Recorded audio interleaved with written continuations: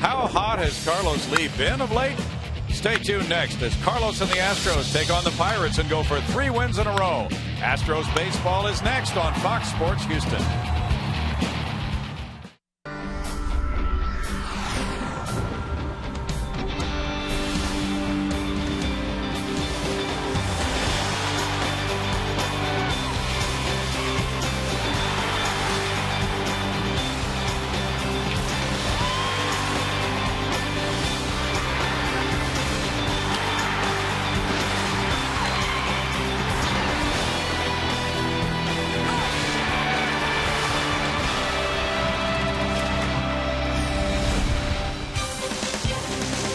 From Minute Maid Park in Houston, Texas, Fox Sports Houston brings you Houston Astros baseball. Tonight, it's Game 2 of this 3-game series. The Astros meet the Pittsburgh Pirates. Good evening, everybody. Bill Brown and Jim Deshaies. The Astros won the opener of the homestand last night, 7-4. Wandy Rodriguez was really big with the strikeouts last night, JD. Yeah, Wandy punched out a career-high 13. The Astros struck out 16. Pirates, we've been talking so much about the young guys, but let's take a look at one of the veterans who's really been hot of late. Carlos Lee, Caliente El Caballo, hotter than the hood of your car on a Houston summer day. This guy on a 10-game hitting streak, 459 OPS, over 1,300. A couple of home runs, driven in 6. He's working his walks, driving in big runs. Nice to see the big man swinging the bat so well. And he got the big 3-run homer last night in the Astros 7-4 win. Can he do it tonight? Can he prolong the streak? Henry Sosa's on the mound against the Buccos and Charlie Morton. We'll see Game 2 of the series in just a moment.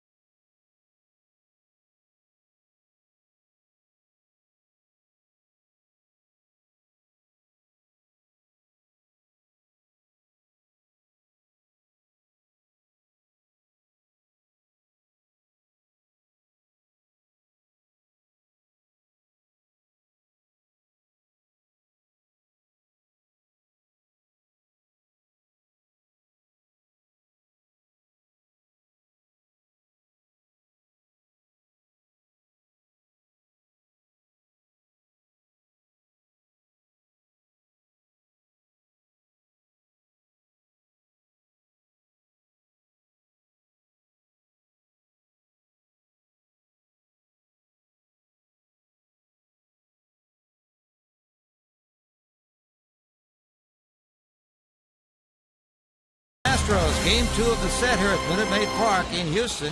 The Astros have taken the field, and Henry Sosa's coming off that good 6-inning, 1-run game against the Giants in his last start, will be facing the Buccos. And up in the booth to call it, Bill Brown and Jim Deshaies. Thank you, Greg. And as Sosa warms up after pitching on 3 days rest the last time out, he's back to his normal rest. looking for his first win at home now after being so impressive in San Francisco on Thursday in the 3-1 win. Here's the lineup for Clint Hurdles visiting Pittsburgh Pirates, who have lost 28 of 39. It's Alex Presley in left field, Josh Harrison at third base, Neil Walker at second base, the center fielder is Andrew McCutchen, followed by first baseman Garrett Jones, right fielder Xavier Paul, shortstop Ronnie Cedeno, catcher Michael McHenry, pitcher Charlie Morton. And Henry Sosa set to make his 5th Major League start here this evening. Last time out, his first big league win came against the Giants. Worked 6 innings, allowed 4 hits, 1 run, walked 3, and struck out 3. Showing us a very good fastball and a pretty darn good slider as well. Alex Presley takes the first pitch. There's ball 1 to Presley, who has a .300 batting average. 1 homer, 10 runs batted in for Presley. A good on-base average of .366 for Alex. He looks at that one, 2-0, and he had a late game at bat in last night's effort. Presley working the count in the 9th inning. And he did strike out, but the Astros kind of impressed with the way he goes about his business. 2 balls and a strike, and like so many of these Pirate players trying to get things established for next season. Alex, 26 years old, from Monroe, Louisiana.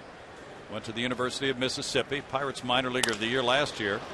Fly ball goes out to Jordan Schaefer. And that's 1 out for Sosa. Let's take a look at the Astros defensively here in Game 2 of this series. It's Martinez, Schaefer, Bogasevic covering the outfield. The infield has Paredes, Barmas, who made a sparkling play last night. These guys got very little work with all the strikeouts last night. Altuve and Lee cover the right side. Corcoran is behind the plate. There was just 1 infield assist last night, and that was by Barmas, other than a couple of comebackers to Wandy. Josh Harrison also has been impressive with his energy in the Pirate lineup. Harrison looks at strike 1. Mike Winters, the crew chief, is the home plate umpire. Harrison, a .286 hitter, has 1 homer, 11 runs batted in. Off the end of the bat, he puts it in the air to right field. Brian Bogasevic measures it. 2 outs for Sosa. Next up will be Neil Walker.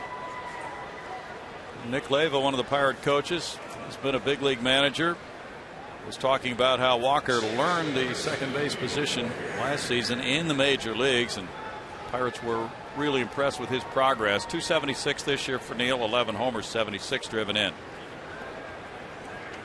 He's improved upon last year's numbers, and the Astros know all about it. He's hit .424 against them. 2 homers, 8 driven in. Walker looks at strike 1. Last night, Neil had a double in 4 trips. .370 his last 15 games for the Pittsburgh native. McCutchen's on deck. Sosa works very quickly. It's a 1-ball, 1-strike count. The Pirates are 1-4 on their road trip. They lost 3 of 4 in St. Louis before starting this series here last night. That Hurdles club 9-4 against Houston this season. Sosa missing, goes to a 2-1 count.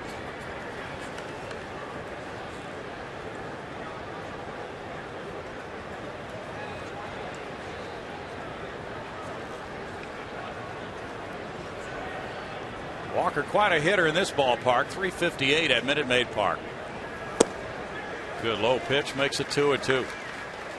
You know, it's just a nice, easy delivery, but the ball just jumps out of his hand. Looks like he's playing catch, and that one clocked at 95 miles an hour. With a little run to the outside corner for good measure. He works from the extreme first base side of the rubber. Now spins a slider up there and strikes him out. Good first inning for Henry Sosa. Back at Minute Maid Park with a 0 on the board.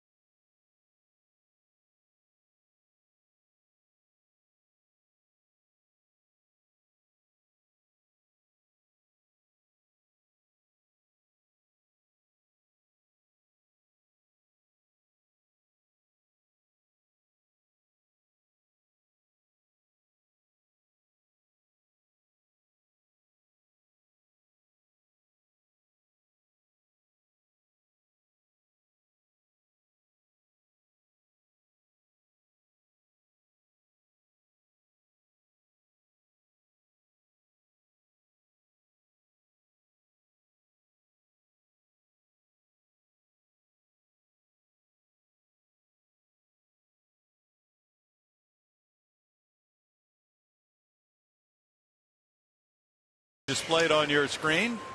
And Charlie Morton will be facing Jordan Schaefer in center field, Jose Altuve at second base, J.D. Martinez in left field, Carlos Lee at first base, Brian Bogusevic in right field, Jimmy Paredes at third base, Clint Barmas at shortstop. The catcher's Carlos Corporan, and Henry Sosa is his battery mate. Jordan Schaefer has started 7 games for the Astros. He's had 2 hits in 4 of those 7, including last night. He drove in a run, was hit by a pitch. Good all-around day for him. There is strike one on good movement from Charlie Morton to a .249 hitter with 2 homers, 11 runs batted in.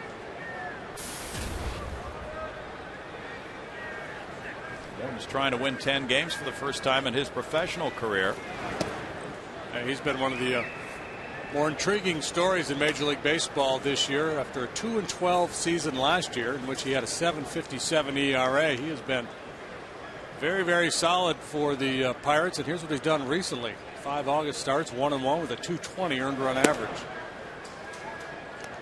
2 balls and a strike. Last time out, he took some lumps. He gave up 5 runs in 4 1/3 innings, but you saw with that 2.20 ERA that it did not take all the luster off his month of August. So the fastball, slider, cutter, curveball, changeup. He's got a lot of different pitches. He's made an adjustment with his arm angle for this year. Dropped his arm down a little bit to create some movement, and that has been just a revelation for him. Up the middle and by the shortstop, Ronnie Cedeno. A sharp single for Schaefer. Schaefer was a .381 hitter at Minute Maid Park before that one. Well, let's take a look at the Pirates defensively tonight. And they have had their struggles like the Astros in the field this year. Presley, McCutchen, Paul cover the outfield. Harrison Cedeno, Walker Jones, and then Michael McHenry is the catcher. Pirates have used 8 different backstops this year. 7 or 8, something like that. Yeah, I was told 7, but they've really gone through them. Doesn't really matter that much, does it? Chris Snyder out for the year with back surgery.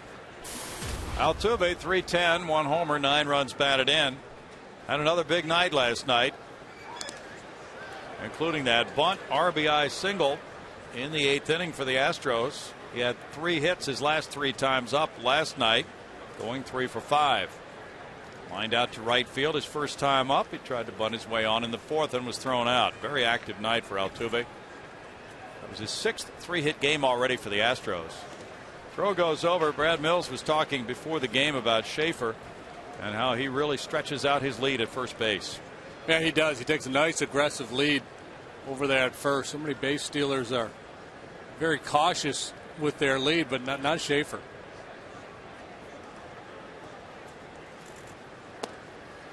There's a strike. You know, McHenry has caught more than any other Pirate this season, JD, and it's been a nice revelation for them.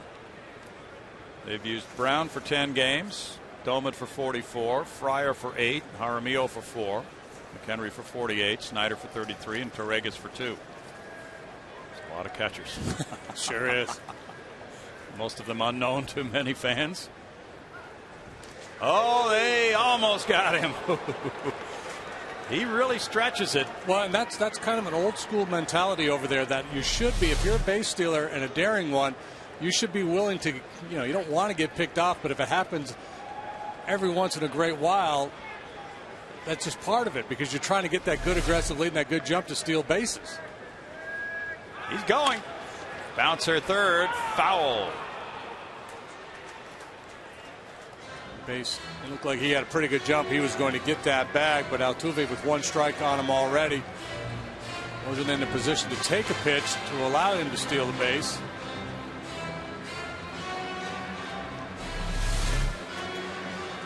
That would be the one downside to Altuve in the 2-hole. He does a lot of things well, but he's not a patient hitter. Generally, you want patience in that 2 spot in the order.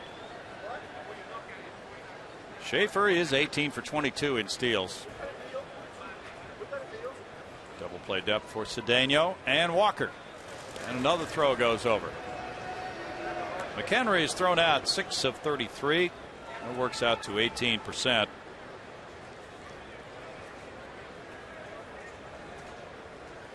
Astros have 96 stolen bases in 127 tries. They've done a nice job of running this year. A little bit of a quick pitch there from Morton. Morton has turned himself into a pretty good ground ball pitcher. So you can see why he's working really hard to keep Schaefer there, to keep that double play in order, and that's why Schaefer's thinking about trying to steal a base.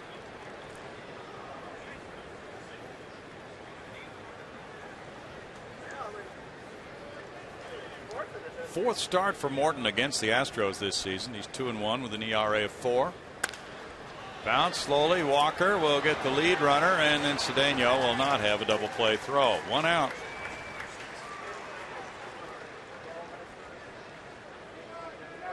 JD Martinez comes up. He has been quite a sensation in an Astros uniform. Here's that force play. Not enough pace on that ground ball for the Pirates to get 2. JD with 25 runs batted in the month of August alone. 5 homers, 26 for the season, 280 since being promoted from the minors to the Astros. He's driven in 11 in his last 9 games. Only 2 National League players have more runs batted in August. JD looks at ball 1. His last 9 games, he's gone 13 for 37. JD grew up in Florida. Said his dad started him at baseball at age 4. His dad did not play, but he wanted JD to be active. Fouls it away. 1-1. We were talking about the, some people think that he looks a lot like Pujols at the plate. He said, well, I wasn't really modeling myself after him at all. He said, in the beginning with my instructors in Florida, it was more like the hands high of Maglio Ordonez. And then I added the little wrist cock after that in high school.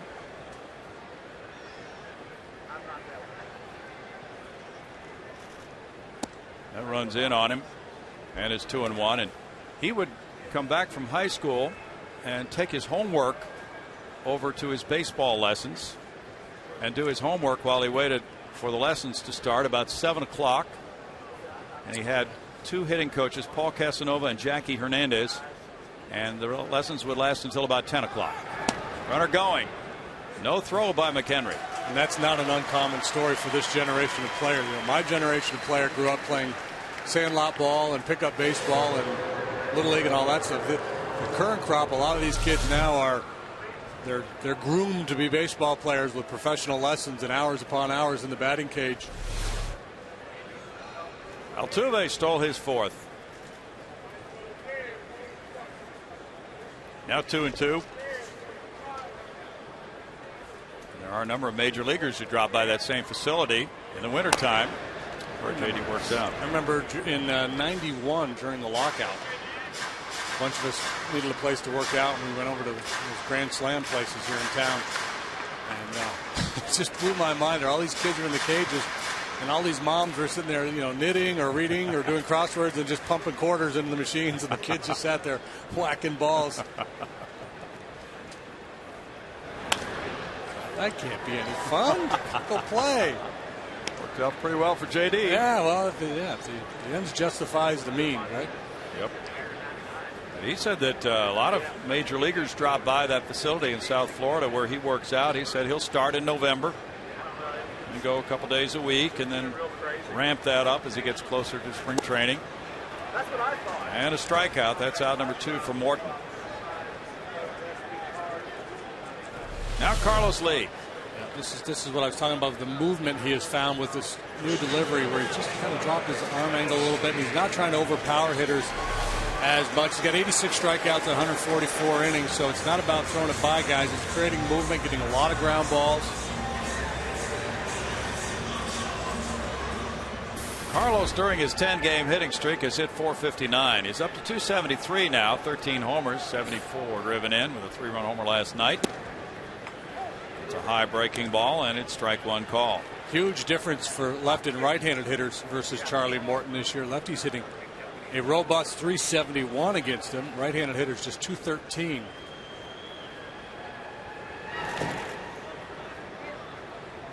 It's 1-1. Altuve holding on at second base. Carlos is coming off a road trip in which he hit .462, going 12 for 26, and then he opened the homestand last night, going 2 for 3 with a homer, 3 runs batted in. And on a very good stretch of work at the plate.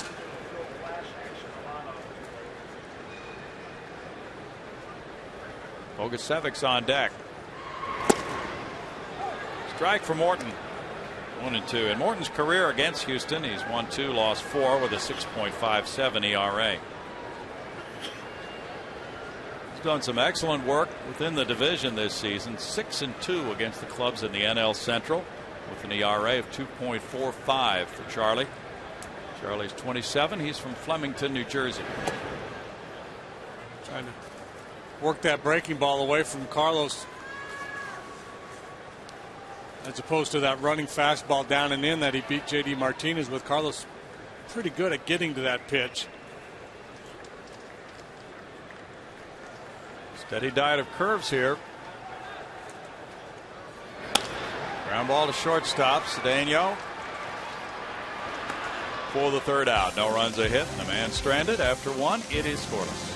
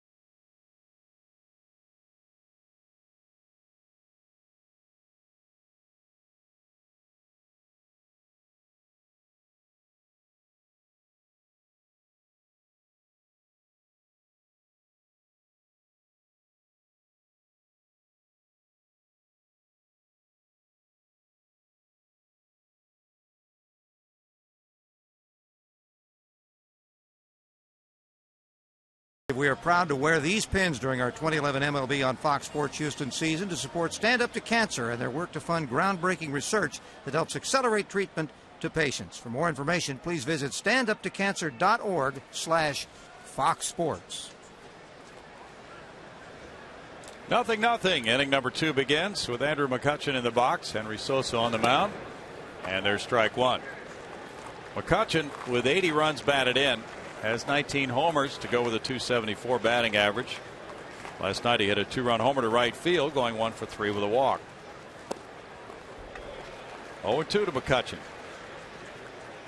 Last night the Pirate hitters were mystified by the Wandy Rodriguez curveball. Tonight they're going to be dealing with the mid-90s heater and that good slider. 1-2. McCutchen's 24. From Fort Meade, Florida. Played baseball, football, and ran track in high school. Ooh, just off the edge. Would have been good enough last night. It was a little wide last evening. There's Wandy. That was a career strikeout high for Wandy with 13. The Astros pitcher struck out 16. Tie their high for a game this year. Ground ball, foul past the diving Jimmy Paredes. You had the kind of game last night where you go out and you run errands today because you want people to see you around town. Volunteer to go to the store, you go down to the mailbox, pick up the mail. Hey, Wandy, good job last night. Yeah, thank you. Thank you. As opposed to if you don't make it out of the first inning, you you're just in the basement. Yeah. And when you come out for BP, you wear your jacket so nobody can see the name on the back of your shirt. walk with a limp, so people say, oh, he was hurt. That explains it. You know, you've had a bad night on the mound when you're in the basement the next day and you don't have a basement. 2-2 with Jones on deck. Paul due up third.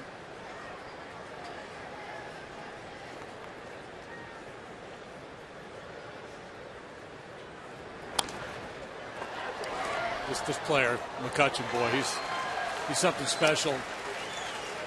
Just a very intriguing package of speed and power. He's got a great eye. He's walked a bunch this year, so he's a high on base percentage. He's walked more than he did last year. On base average is up a little bit. Pops it up.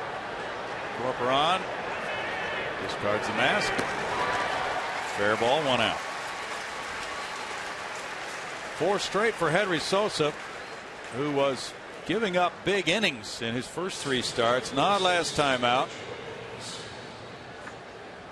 Well, you know, he was pitching against the Giants, so that certainly helps, and he was pitching in their ballpark, and that helps even more. But he did a lot of really good things in that start. The one thing he didn't do well is he had 3 consecutive leadoff walks in the 4th, 5th, and 6th inning. They did not come back to bite him. But generally, that's a no-no. There's ball 1 to Garrett Jones. 249 for Jones. 15 homers, 54 runs batted in. The way the Giants are going, that's the club. If you want to walk the leadoff man, do it against them. Yeah, they got shut out again last night. Randy Wells and the Cubs beat them 7-zip. Tim Lincecum gave up 3 home runs for the first time in his career. They're now trailing Arizona about 5 games. 1 ball, 2 strikes for Garrett Jones with Xavier Paul on deck. The Astros will be in Pittsburgh next week, Monday, Tuesday, Wednesday, to conclude the season series. Pirates are 5-2 here at Minute Maid Park. Fastball struck him out. Number 2.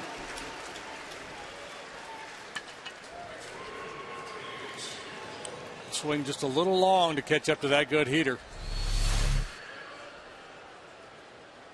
Well, you talk about using his length. Now watch how long the extension he gets as he draws his arm back. He's a former javelin thrower. You can see it there. We don't often get that combination, do we? Javelin thrower who becomes a pitcher. No, well, it's just because I don't think a lot of people throw the javelin. How do you decide to become a javelin thrower? You want to play with your buddies? Hey, let's go play a little javelin.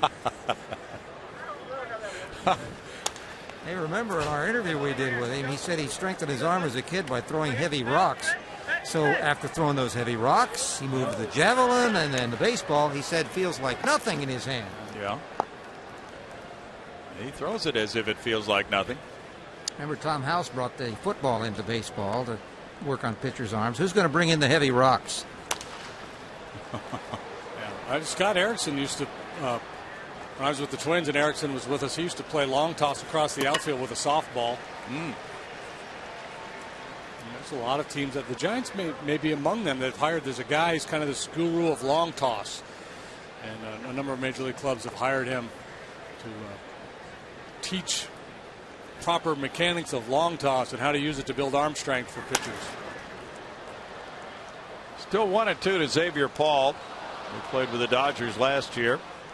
He's from Slidell, Louisiana. Pirates claimed him on waivers this April.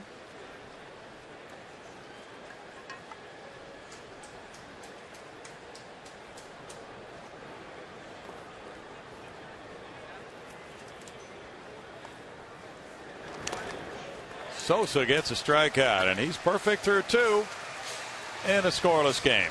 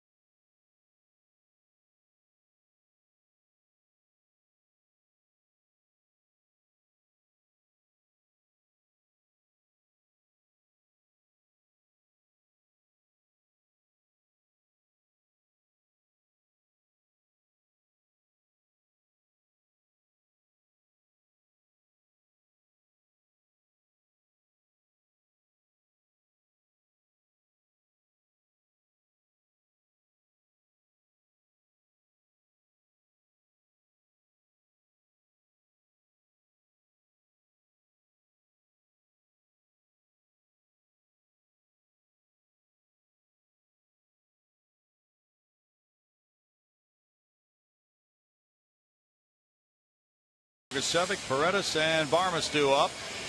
Brad Mills made the announcement tonight before the game that Brett Myers will be in the bullpen tonight. He's available to pitch 1 inning, and then he's going home. His wife is about to have a baby. So Lucas Harrell will be coming up from Oklahoma City to take the start Friday night here against Milwaukee. And then he will stay as a September call-up. And Brett Myers returns to the rotation Tuesday night at Pittsburgh. Brian Bogusevic, .299 with 4 homers, has driven in 14. And it's ball 1. Brian had a couple of doubles last night, one to left field. He drove in a run.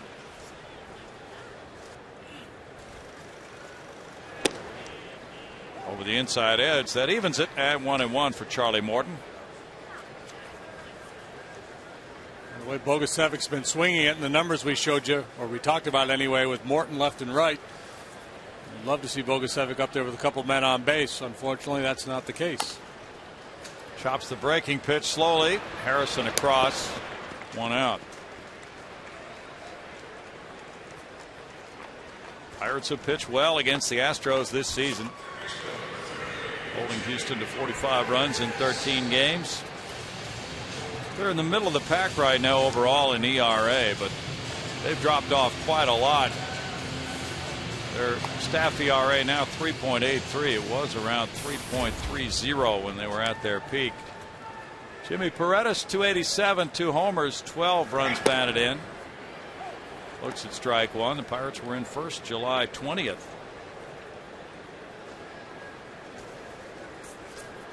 Now they're 18.5 out. Paredes was 0 for 3 with a walk last night. Yeah, their staff ERA about a run higher after the All-Star break than before. This Lucas Harrell is coming up to make the starts, 5-2 with a 1.72 ERA and 9 starts for Oklahoma City. He was a waiver claim from the White Sox this year by the Astros. He's been in the majors before. Really has it going this year, though, for the Red Hawks. And good sinker, gets a lot of double play balls. 3 balls and a strike. Works very, very quickly, JD. Oh, that's what we like. Yep. We'll quickly throw strikes. Babe Ruth is dead. Jimmy Paredes takes a walk. For the game, here's what Brad Mills said about the pitching rotation. Brett Myers is going to be in the bullpen for an inning tonight. He's going to be available in the bullpen for an inning tonight. And the reason is his wife, Kim, is due to have a baby either Thursday night or Friday. So he will not be here for his start on Friday. Now it's Clint Barmas. Runner at first, Paredes with 2 steals in 5 tries. Morton threw over several times when Jordan Schaefer was the base runner. Then Altuve, who reached on the force play, stole second base in the first inning. Astros now are 13 of 14 in stealing against the Pirates. Hit by the pitch. Barmas makes it first and second, 1 out. 9th hit batter for Morton this year. I'm going to guess a whole bunch of them look just like that. That running fastball just moving too far in. Chasing a right-handed hitter. Just clips the hip.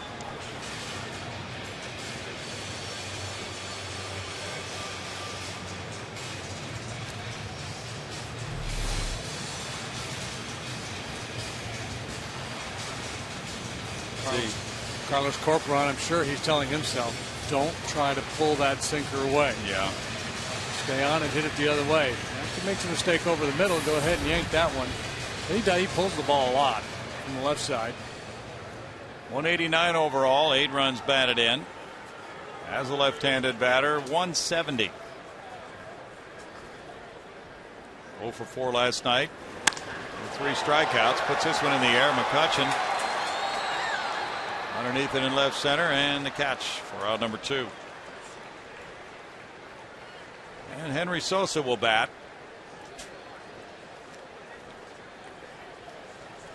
Both pitchers sailed through the first 3 innings last night. Ross Ohlendorf was perfect through 3, and wound up retiring the first 14 batters, first 11 batters rather. And Wandy Rodriguez had only one base runner through 3, a walk to McCutchen. And the Pirates thumped 4 extra base hits in a row for 3 in the 4th inning, but the Astros played catch up and won it 7-4. Strike to Sosa. This would be a great time for his first major league hit.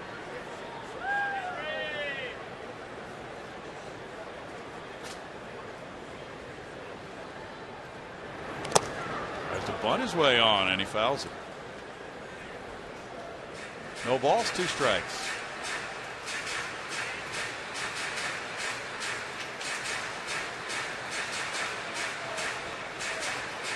Since Thursday is September 1st, Astros will not have to use that paternity leave for Brad Myers to be replaced on the roster for Friday. And a strikeout. That's number 2 for Morton, and it ends the 2nd with no runs, no hits, 2 men stranded, and no score.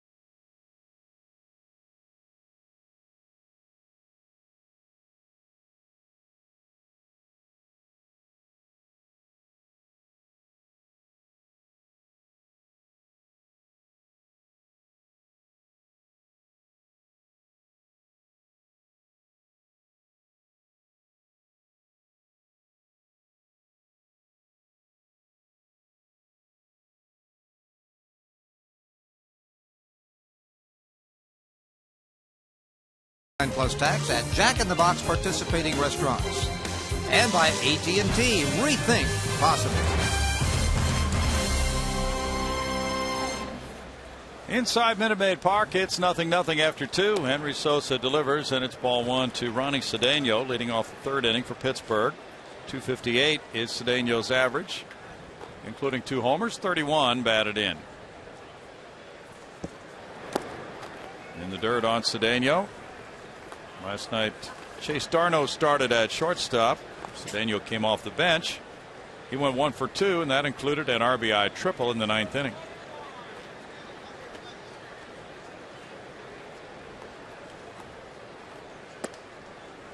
Upstairs to Cedeno, who has hit .284 in 24 games here in August. 3-0 to him.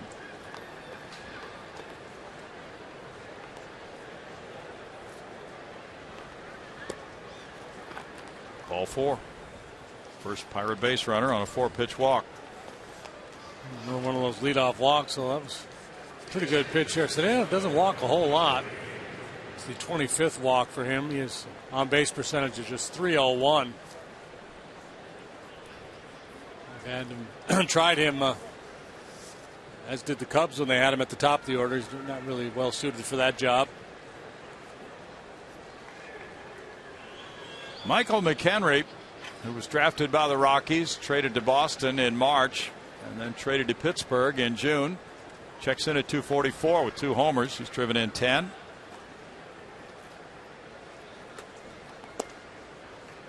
That's ball 1 to McHenry, 26 years old, from Knoxville, Tennessee. He went to Middle Tennessee State.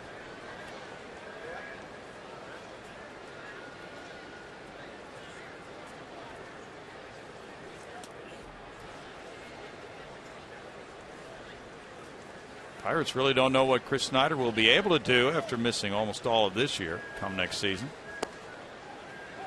He's had a herniated disc and had surgery on that from a slide at second base. So their catching depth has certainly been tested without Snyder this year. Snyder had 96 at bats. Well, they would certainly be bolstered if the University of Houston product can come back and claim a lot of playing time next year. McHenry swings at that one, and it's 1-2. It seems to be a very good deal they made to get McHenry on their club. What'd they do? What was the deal? Not sure. I think they just gave up a minor leaguer for him. But considering how tough it is to find catching, and he's caught pretty well. Fouls that one out of play. Still 1-2. They didn't give up anybody we know about anyway. We can put it that way. In that 19-inning game, Clint Hurdle's club lost, a devastating loss for them in Atlanta. McHenry caught all 19 innings. And there was that play at the plate. He thought he had Julio Lugo, and Lugo was called safe. Game over. I wonder how long it took him to get out of bed the next day after catching 19 innings. Strikeout number 4. Might have had to call a couple of teammates to come in and help him out. Put him on the rack and stretch him out. Explosive fastball thrown right by him. Strikeout starting to pile up again tonight for the Pirates. That's number 4. Martin will be up there looking to get a bunt down. Squares and pushes it, and Sosa comes over, getting it to Altuve. Sacrifice from 1-4. Gets Cedeno to second, 2 outs. And it'll be Presley coming up. We see the way that 19-inning game ended here on the play at the plate with Lugo being ruled safe, despite the fact he sure looked out here. And later, Major League Baseball said yes, all was wrong.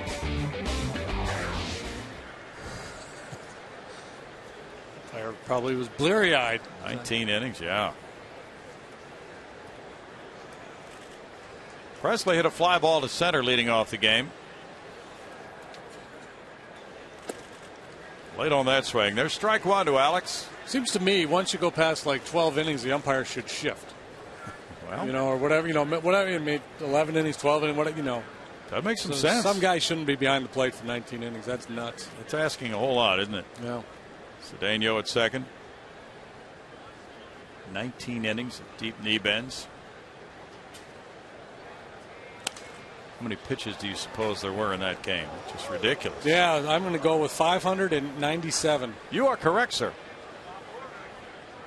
We can look that up. We'll let you know in a little bit here. 0-2 the count. Somebody will be looking it up out there. You know that. Isn't that the amazing thing about the internet? Well, you go Retro Sheet or Baseball Reference. There's all kinds of websites you can find. Since that game, the Pirates have gone 9-24.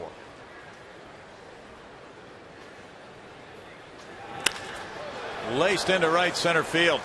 Presley knocks in the game's first run with an RBI single. On an 0-2 count, he ripped that one for his 11th run batted in.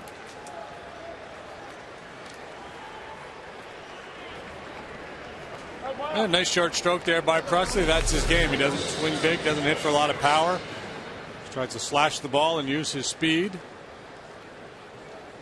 Time he got a ball up in his eyes and delivered a good solid line drive single. So the leadoff walk does come back to bite Henry. Well, if he can get Josh Harrison, he will have limited the damage. Harrison hit a fly ball to right earlier. Not all walks are created equal. And there's some you don't mind, but when you walk a guy like Cedeno, who's not a power hitter and doesn't walk very much, those kind of weigh on you a little bit more. If you walk a dangerous middle of the order hitter because you're trying to be careful and you just miss, that's one thing. But a leadoff guy with no power down at the bottom of the order, that's annoying. That's a strike to Harrison, whose uncle is John Shelby. Shelby was Pittsburgh's first base coach from 06 through 07.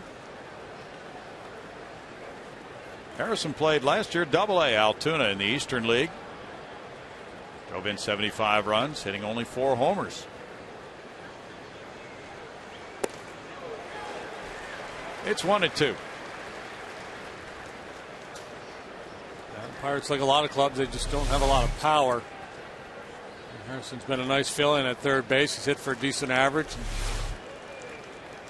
Brings a little energy to their team, but you need more power from that position. They hope to get it from Pedro Alvarez, but he has really struggled. He's back in the minor leagues.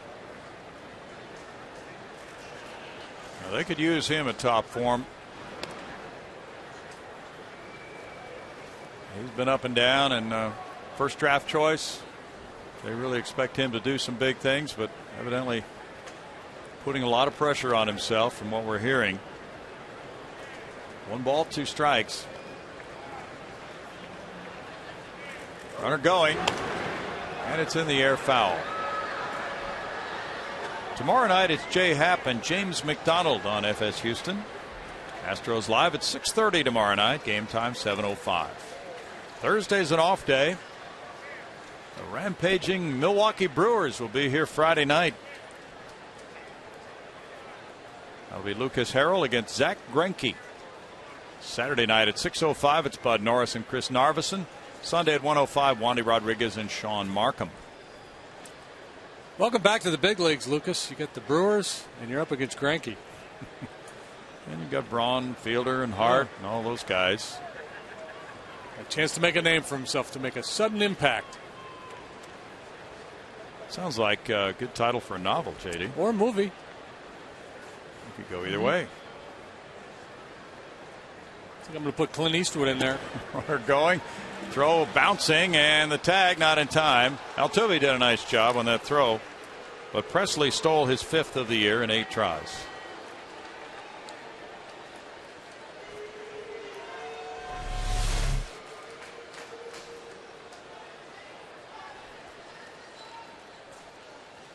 Did not have a really big lead. Throw was short.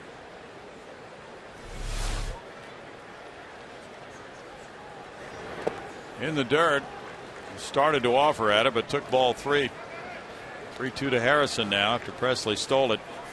Pirates are 13 of 17 in stealing against the Astros, so both clubs running successfully against each other in the season series this year.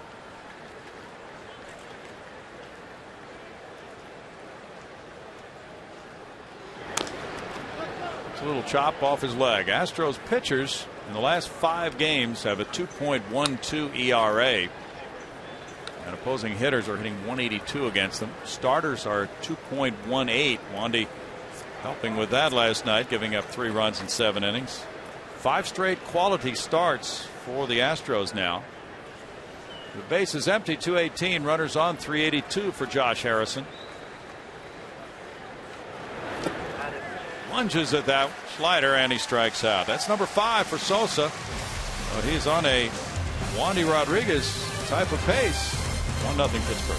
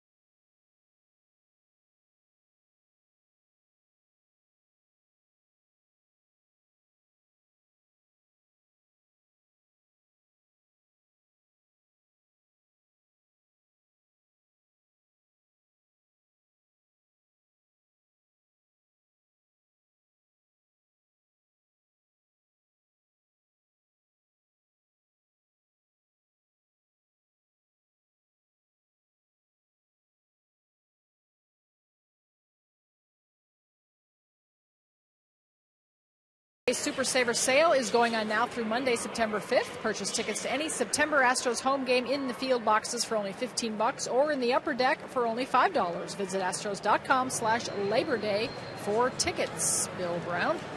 We will do that, Patty. Thank you. It's 1-0. Those youngsters watching a ball game in which the Astros trail now as they come up in the home third inning. Schaefer, Altuve, Martinez, the top three hitters in the lineup. Facing Morton. Schaefer singled to center in the first inning. That's ball one to him.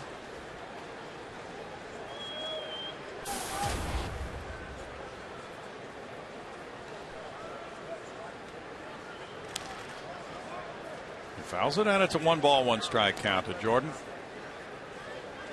Sosa keeping his arm warm. Leadoff walk. 2 out, 2 strike single by Presley, giving the Pirates the run in the top of this inning.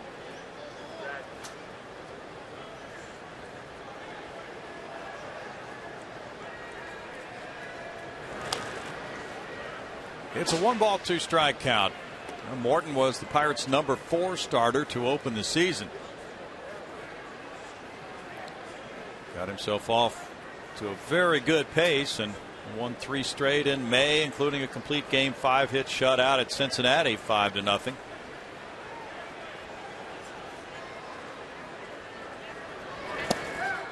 He gets a call, and that's strike 3. Number 3. Just a great job of pitching there by Charlie Morton. Cutter in, then the curveball, and then a little two-seam fastball. He starts at the hip and runs back to the inside corner. Jordan, who hit the ball straight away last time up, a right-handed pitcher with a lefty with a sinker who runs the ball away. You got to make sure you come in because players are just going to ping that ball right up the middle if you don't get the ball in on their hands on occasion. Ball 1 to Altuve. Grounded into the forced play in the first inning. He was on with Greg Lucas on Astros Live talking about pitchers and how they're adjusting to him. More breaking balls early in the count. Tops that one foul. It's 1-1. Yeah, he's one of those guys that the word won't take long to get around how aggressive he is. He goes up there hacking. He said he needs to bunt more, as he did last night, to help the club. He has not done that extensively in the past.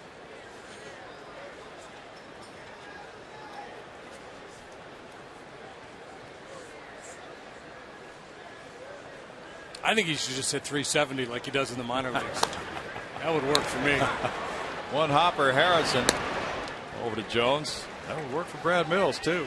2 outs. See the number 7 there, the patch the Pirates are wearing this year. That's for former manager Chuck Tanner, passed away this past winter back in February. Tanner, beloved there in Pittsburgh, the manager of that We Are Family Pirates team in '79.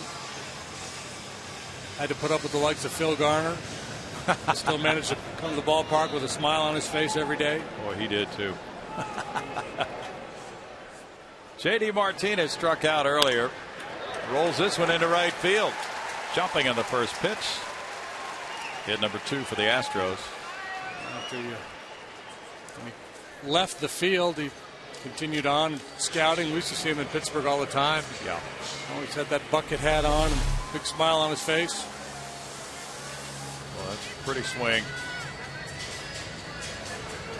All those hours in the batting cage paid off very well for J.D. Martinez. Only one Astro's driven in more runs in his first 100 at bats as an Astro than J.D. That was Moises Alou. That's strike 1 to Carlos Lee, who bounced out to shortstop in the first. Bogasevic's on deck.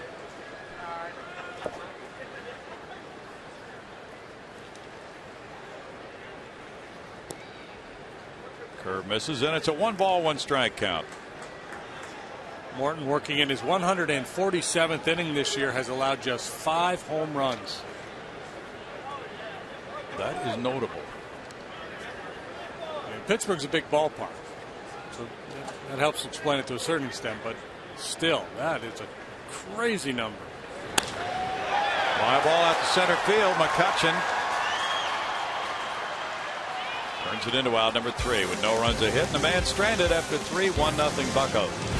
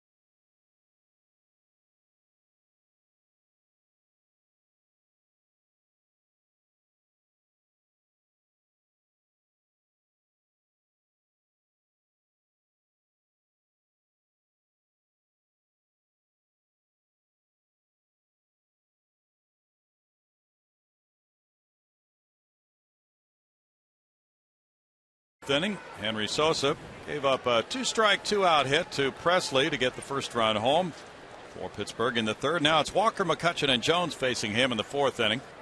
Walker struck out in the first. Looks at that one high. Ball one to Neal. Yankees 3, Boston Red Sox 2. They're in the top of the fifth at Fenway in a big series in the AL East. It's a 1-ball, 1-strike count. That's CC Sabathia going for the Yankees. John Lackey for the Red Sox. Carl Crawford hit his 10th homer. Good pitch down and in. Got Walker to swing and miss. Tossing his bat away in disgust. This thing is useless. The ball went over the other way.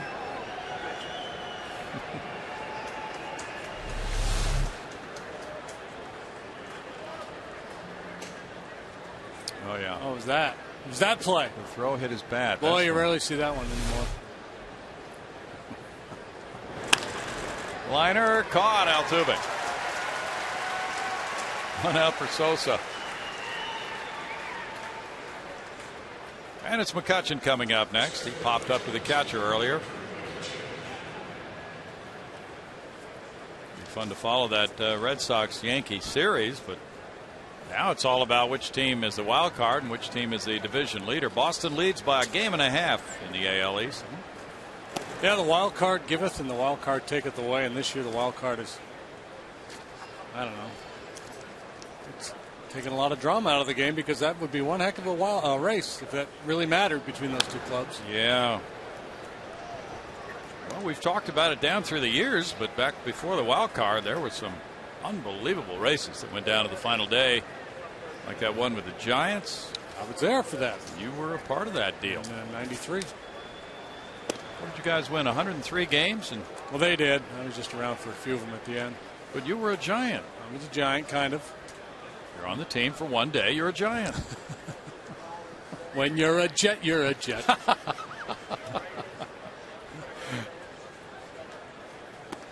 And the Braves won 104? I believe so. Something like that. Wow. 102, 103, 103, 104, something like that. Braves won their game early, and then the Giants, we got thumped by the Dodgers. Yeah, when you hit the century mark, everything's irrelevant after that, isn't it? Yeah, I'm going to make another proposal to the commissioner that we do it alternating years. Okay. One year's a wild card year, next year is not. Okay. When I get my private audience with the commissioner, I'll bring that up. Strike 3 call. That's 6 strikeouts for Sosa. If you could be commissioner for a day, what would be the first thing you would do? I'll probably change the balk rule. Right. Either that or I'd appoint myself commissioner for life. Kind of like that old genie thing. You get 3 wishes, but you can't ask for more wishes. That's pretty good. Jones fouling for strike 1. No, but yeah, baseball. Let me see. Well, I would. Oh boy, I don't know that I could limit myself to one. I'd change the balk rule. I would put a clock on the pitchers and the hitters. I'd keep the managers off the field as much as possible. Not really limiting myself to one, am I? No, but what would you do about? Well, would you have a second wild card in each league? What would you do about that? I would do my plan, my alternate year plan. Okay. One year would be a wild card, and next year there wouldn't be. That's right. You said that. Altuve over the lead. The 1, 2, 3, 4th inning, and that's it for JD as commissioner. We'll be back to the bottom of the 4th right after Good this. while it lasted, Brownie.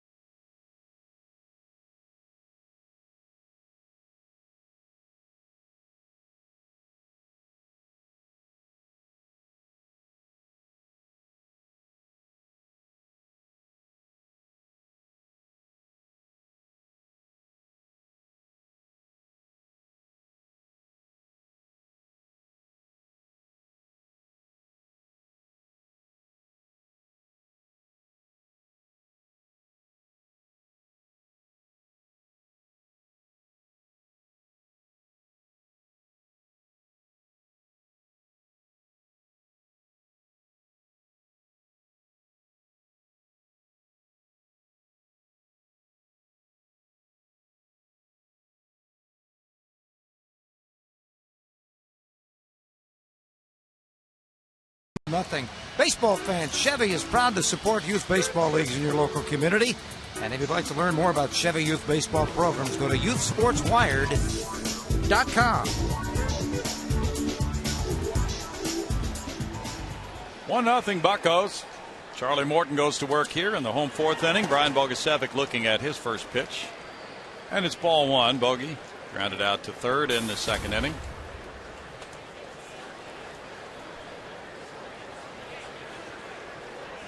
There's a story about Brian wanting to play winter ball this year. Yeah, apparently he's going to go play in the Dominican Republic. He hasn't had as many at-bats this season as he has in the past. And to a certain extent, he's still playing catch-up, starting his career as a pitcher. Yeah, you're right. Didn't make the transition to the outfield till 2008.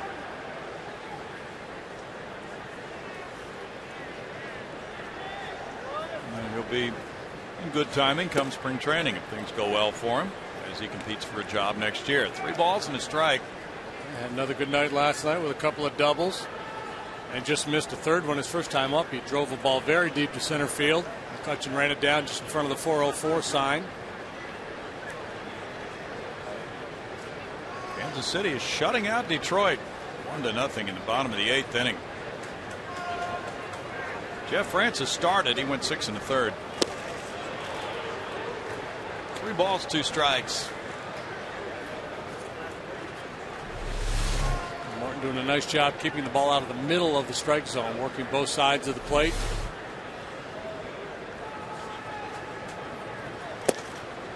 Up with that one, and there's a leadoff walk. Walk number 2. See if the Astros can do what the Buccos did with their leadoff walk in the 3rd. Turned it into a run.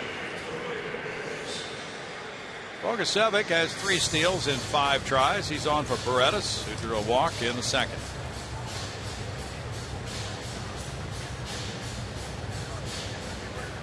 Chatting about Jimmy with Brad Mills tonight. Could he be one of those guys who could play multiple positions, move around as needed, get 400 at bats in a major league season? He said, well, maybe he could be, but for now we're keeping him at third base.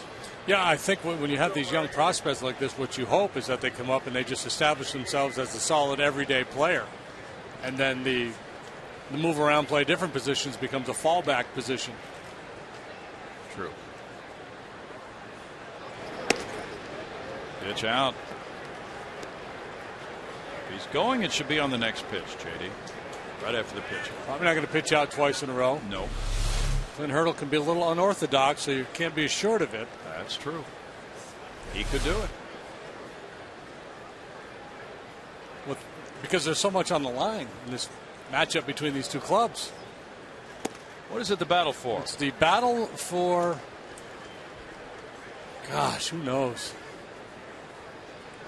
What would you do if you were commissioner for a day? Oh, let's see.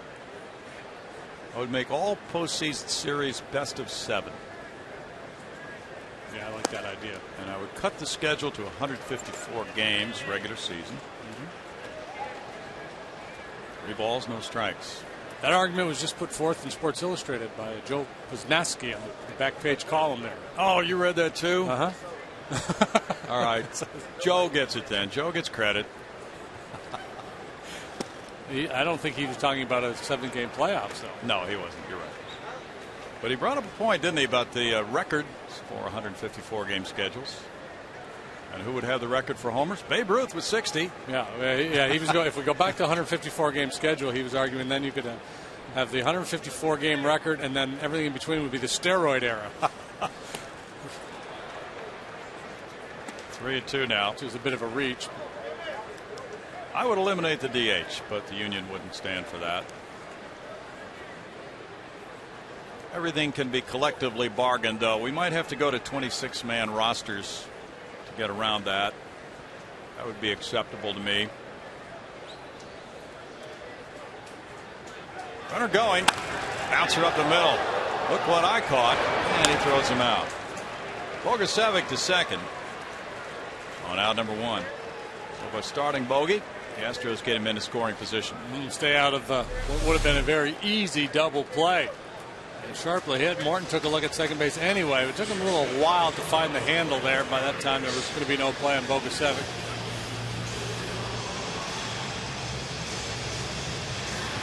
Good play. As many ground balls as he does, you better be able to field your position. Clint Barmas was hit by a pitch in the second inning. Indians just got 4 in the 6th. They lead Oakland 6-1 after 6. Santana hit his 21st. Strike to Barmas.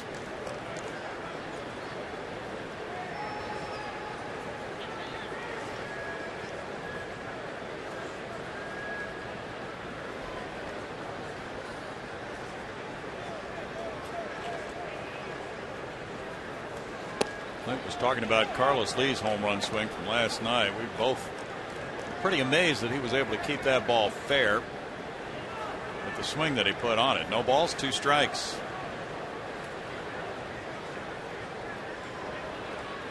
And Clint did that on one of his home runs earlier this year too. A pitch down and in. Sinker. He was able to keep it fair inside the left field foul pole. But he said it's pretty tough to do that.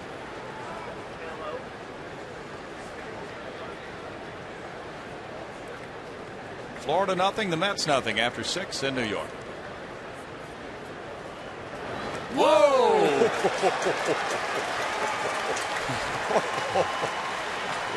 Wild pitch. It's like you're playing with a wiffle ball and your finger gets stuck in the little hole. That was a waste pitch. I'm guessing Dave Clark doesn't have to remind Brian Bogusevic down there at third base, hey, be on the lookout for the wild pitch. It should be fairly fresh in his mind. Wow. Good grief. McHenry didn't try to slide the play. He just flat out dove for it like a soccer goalie. Yao Ming couldn't have caught that. Infield in now. A 1-2 count. Grounded foul. What is Yao Ming doing now anyway? He's hoping to play again, right? Oh, I think he retired. Oh, he retired. Yeah. Well, maybe he's not hoping to play then.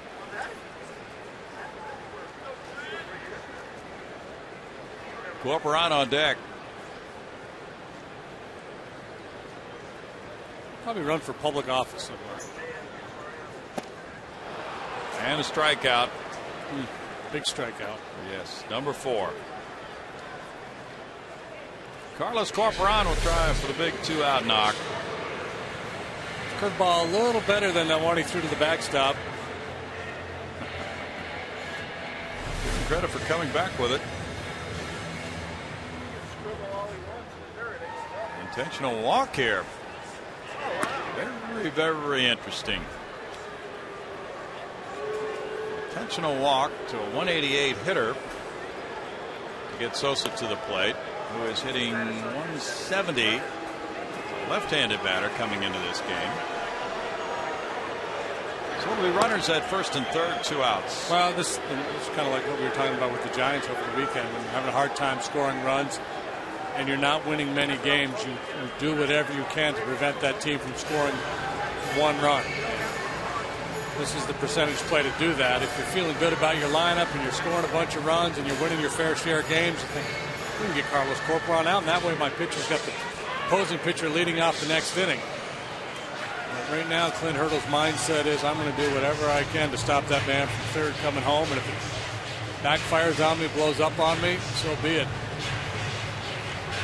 Sosa struck out in the second inning. He's 0 for 7 as a major league hitter. And Sosa in that at bat last time probably helped make the case for Hurdle too, because he did not look good, and he's had some good swings in his previous starts, but in that at bat he had back in the second, he took a real bad hack, then tried to bunted foul, and then punched out.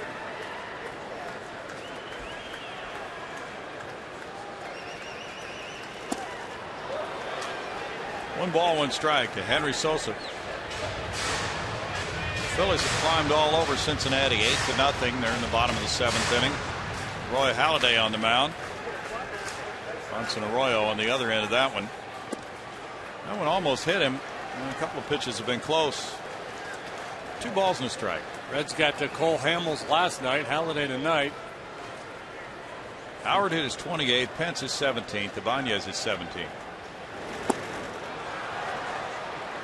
2-2.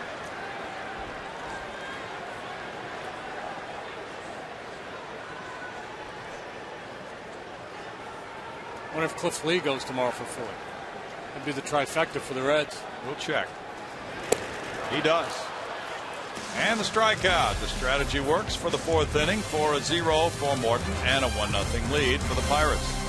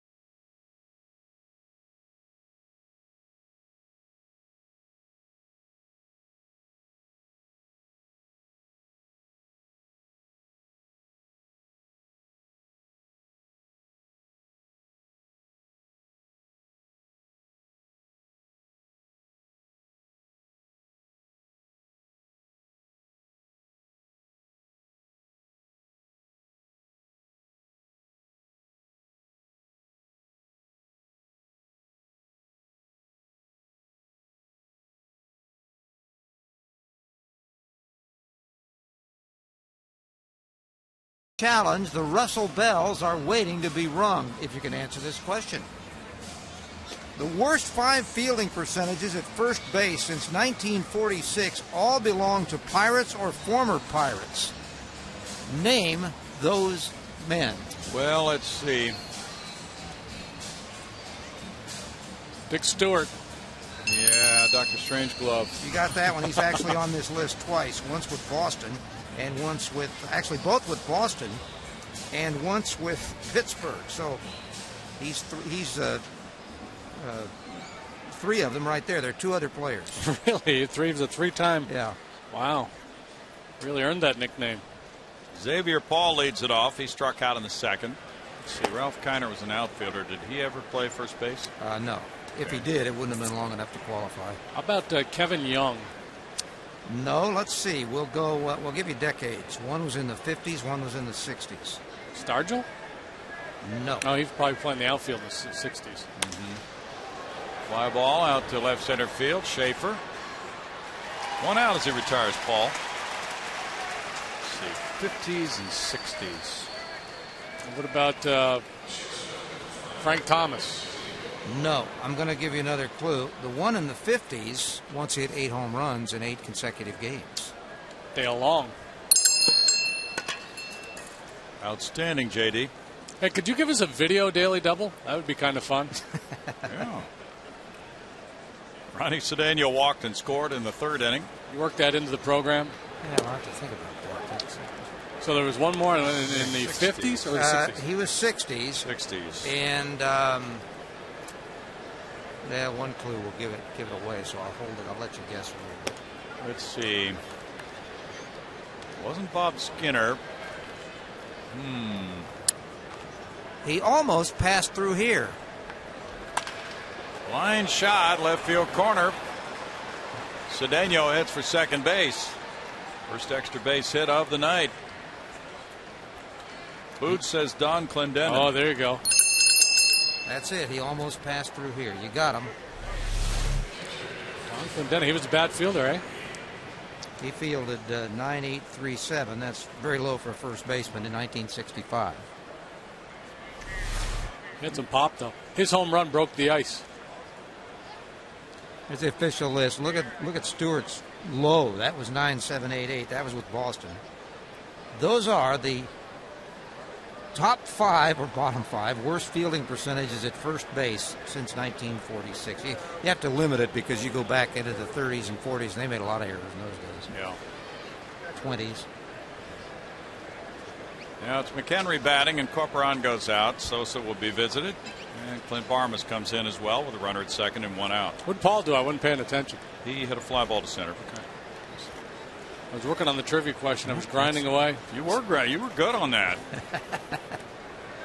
You notice that's why we do these so fast. No chance to have time to look them up. No. No, we would not. We would not want to sully our reputation any further. We might be wrong, but we don't cheat. There's ball 1. But, you know, with the internet's available and everything, Greg. You guys are real good, though, with clues, and that's why the bell rings virtually every game. You guys pick up on the clues and always end up with the right answers. We have to have clues.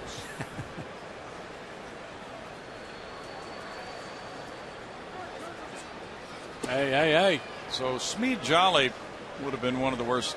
Yeah, back in those days, I mean, you had guys that were, making 40, 50 errors. Yeah. Of course, they had excuses. Their gloves were about the size of your hand.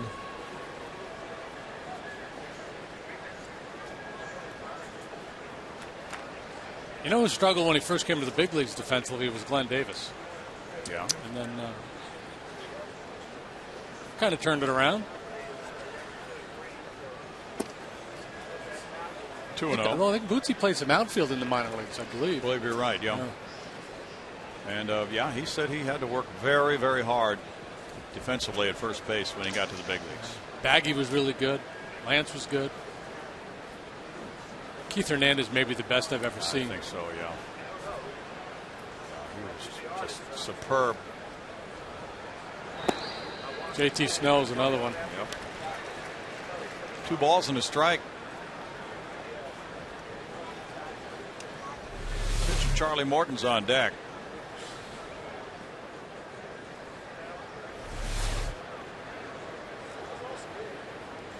Wes Parker was very good back in the day. Off the end of the bat, Carlos Lee moving in. 2 outs, and now it's Morton. Morton put down a sac bunt in the 3rd inning. But who's the best fielder, JD, you would say you've seen at any position on a baseball field?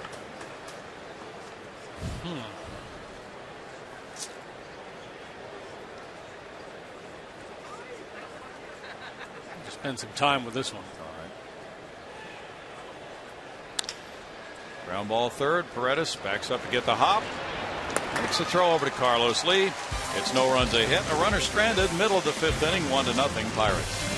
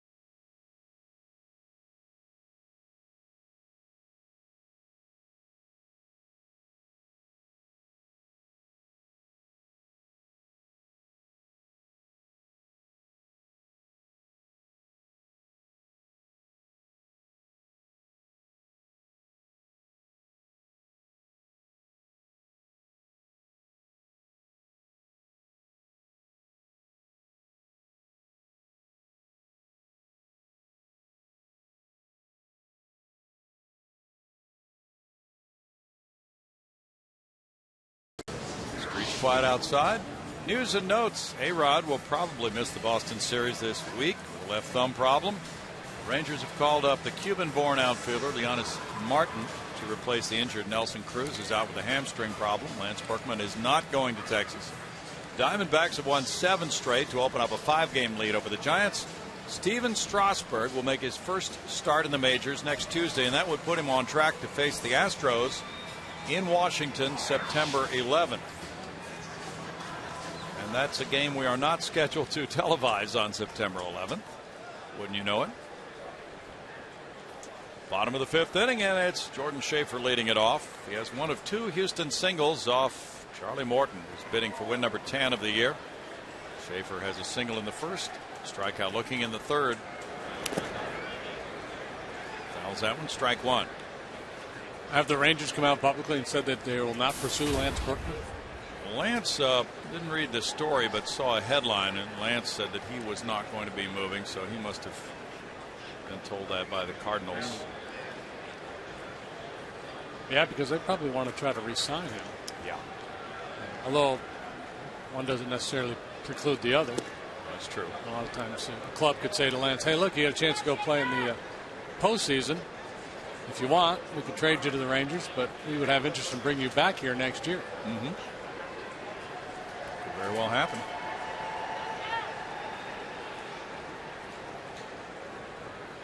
Schaefer looks at that one upstairs. So the best fielder question, I've been thinking this over. Okay. The guys I saw play, that I played against, Ozzie Smith, Omar Vizquel, those 2 come to mind.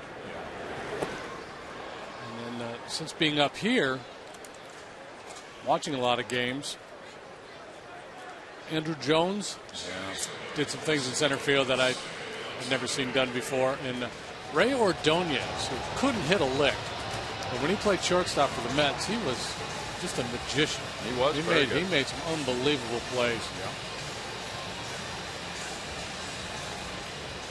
That was a strikeout on Schaefer, number 6. Now Altuve 0 for 2 tonight. Astros trying to get something working here. Morton has been tough, allowing just a pair of singles. He's walked 3. Altuve puts one in the air to left. Presley backing off that wall, and Altuve has tied this game with his second major league homer. His first one was an inside the park shot. It's 1-1. How ironic is that? A man that has allowed just 5 home runs all year gives one up to a mighty Mike. But as we told you when Altuve first came to the big leagues, don't be surprised when he turns outfielders around. He's got a little more pop than you might guess.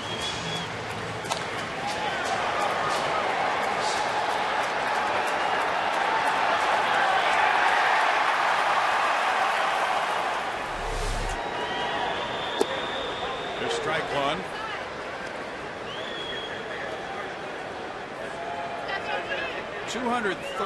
The 338 at bats since a right-handed batter hit a homer off of Charlie Morton. That was to Matt Holliday September 27th last year at Busch Stadium. The only pitcher in the majors with a longer streak of at bats without allowing a home run to a right-handed hitter is Johnny Venters of Atlanta. Ironically, a left-handed pitcher. Yeah. No balls, 2 strikes to JD. Altuve gets his 10th run batted in, and just like that, the Astros are tied. He's enjoying that one with Sergio Escalona and Jimmy Paredes on the bench.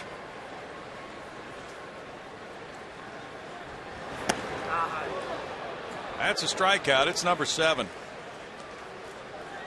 And Carlos Lee comes up. He's 0 for 2. Ground ball to short and a fly ball to center. Morton's been up in the zone a fair amount tonight, and I don't think by design. He's been able to get away with it for the most part.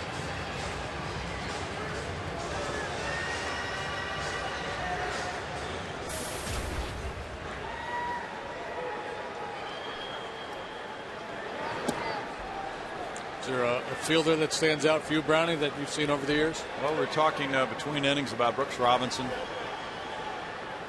He was fantastic. Paul Blair. Belanger. Belanger was terrific. Kurt Flood in center. How about trying to bang one through that Oriole infield with Belanger and Robinson over there at third and short? Yeah.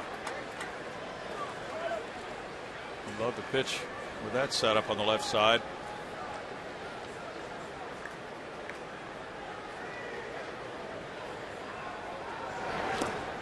Belanger didn't hit either, but boy, he made every play at short. 1 ball, 2 strikes. Back in those days, though, you know, late 60s, a shortstop could hit 190 if he fielded that well and still hang on to a job. Yeah, there was a bunch of them in the game back then, and the game's starting to trend that way again with more emphasis on defense. A line shot to left field in front of Presley. A single for Carlos Lee. That takes his hitting streak to 11 games.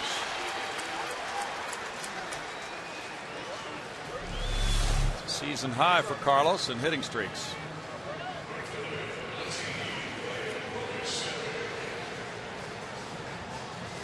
Phil Boudreau points out that in the '68 World Series, the starting shortstops were Ray Orler for Detroit and Dow Maxville for St. Louis. Both very light hitters, very light, but terrific fielders. Bogusevic grounded out to third and he walked. There's strike one. They both probably hit less than 210 for their careers. I think you're right. And that might have been the World Series. I'm trying to think when Mickey Stanley came in and played some shortstop in that World Series. And I think Al Kaline may have moved to center field. I can't remember who played right, but they were trying to get another bat in the lineup, and it worked very well because the Tigers won the World Series. Maxville was a lifetime 217 hitter. Wow. Euler 175.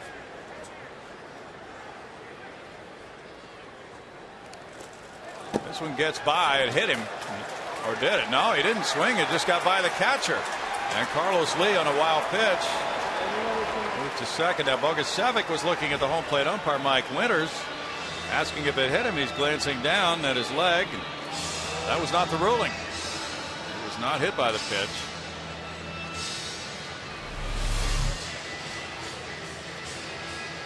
Sure he was. Yeah, he was. He had a point, but he didn't want to get thrown out of the game by arguing it too much. He was hit on the left foot. He should have started hopping immediately. Yeah. Or just drive the run in. Well, that could happen.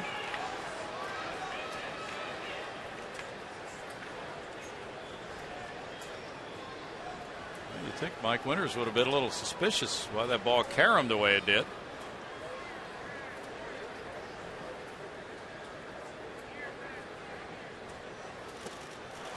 Big cut, and he struck out. So Morton strikes out the side, but the Astros get an Altuve homer to tie the game 1-1 after 5.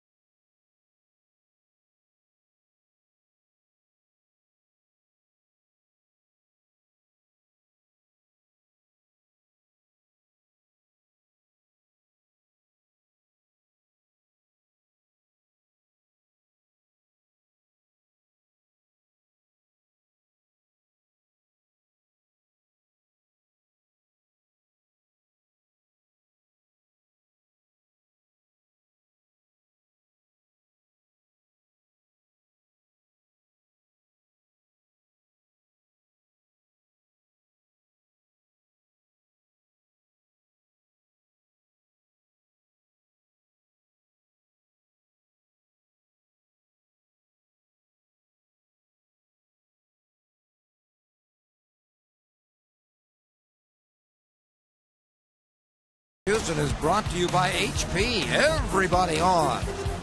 And by Gullo Automotive, treating you like family. Here again, Phil Brown and Jim Deshane. Thank you, Greg. It's a 1-1 game now, moving to the 6th inning. 2 hits for the Pirates, 4 for the Astros. Alex Presley bunts, and it's a foul ball. Strike 1 to Presley, who drove in the Pirate run with a 3rd inning single. Got a list of some of the Astros players in their farm system who will be headed for Arizona in the Arizona Fall League. Play on the Salt River Rafters team. And what happens is each team is stocked by a few major league clubs. They combine to send minor league players to that league. 1 ball, 1 strike. Chris Hicks, Dallas Keuchel, Jason Stoffel, Josh Zeid. Our pitchers who will be playing on that club: Cody Hensey, Jay Austin, Jake Gobert. All headed for the Arizona Fall League. And there will be more players to be added later. 1 ball, 2 strikes. And those guys will get to hone their talents in a competitive type setting in the month of November. Jason Castro might be joining them. That's being considered. 2 balls, 2 strikes. And that has been a very good proving ground for future major league talent in the past. St. Louis 2, Milwaukee nothing. They're in the middle of the 5th inning. Cardinals just got 2 off Sean Markham. Edwin Jackson's going for St. Louis in that game. Milwaukee leading by 10.5 in the NL Central. Brewers will be here over the weekend with Braun Fielder and company. Greinke and Markham to pitch in that series this weekend against the Astros. 3-2. Jason Castro continues to work out. Things are going well after the knee surgery. Doing some drills, and he's also hitting. In the Arizona Fall League, that would be a good setting for him because he could DH, wouldn't have to do a lot of catching, put too much strain on that knee. Foul ball. If players go to winter ball in a place like Venezuela or the Dominican, it's very hard to control how they're used by those clubs. Well, it's because they're there to win. It's more of a competitive environment. The Fall League is more of a developmental league. Not as much pressure to win, so it's much easier to give guys days off and control the at-bats. Altuve. Going out. Good little play. Now Harrison comes up. You were talking about it last night with Wandy on the mound. All those strikeouts. The infielders hardly had any plays at all until Barmas had to make that diving stop in the 5th inning. Just a very fine play. And that was the challenge for the infielders, to stay alert because they weren't getting much. Haven't been particularly busy tonight either. Harrison showing bunt, takes a strike. Strikeouts and more outs in the air than on the ground tonight. Love his arm action, Sosa. Nice long, fluid delivery. Yeah. 0-2. Came in the Keppinger trade along with Stoffel. That one kicks away out of the dirt. 1-2.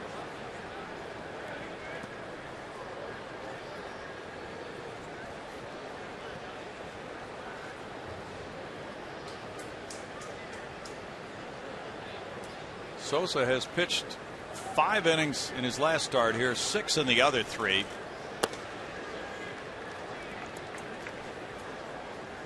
Two balls, 2 strikes.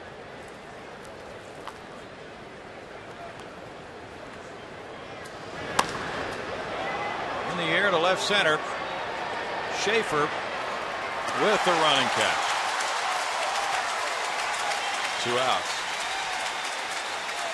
Nice play, especially considering where he started. He was playing Harrison towards right center field, so he had a long way to go on that one. Slider, puts a pretty good swing on. You see Schaefer there as he breaks towards that ball, and then just kind of curl out a little bit. before tucking it away. We were talking earlier about some of the great center fielders like Curt Flood and Paul Blair. And the thing that people used to talk about was they made the hard catches look easy.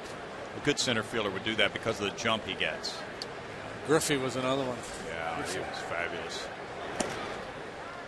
Still remember Andrew Jones making a play in Atlanta. I think it might have been on Billy Spires, where he jumped face first into the wall with a ball that was over his shoulder, and he leapt and he caught it, like splayed against the wall like Spider-Man.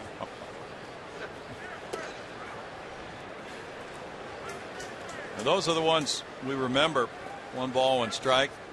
But lesser talents or guys who don't get the jumps sometimes wind up with diving catches, while the Joe DiMaggios of the world just kind of cruise back and they're waiting for it. Yeah, but I never bought that DiMaggio deal. Yogi used to always say he never dove for a ball. Yeah. He was so good. There's always a ball that's beyond your reach that you should have dove for. Sure. Tells me that Joe D was not selling out. He was worried about his hitting streak. Leave your feet, Joe D. Struck him out. That's the 6th inning.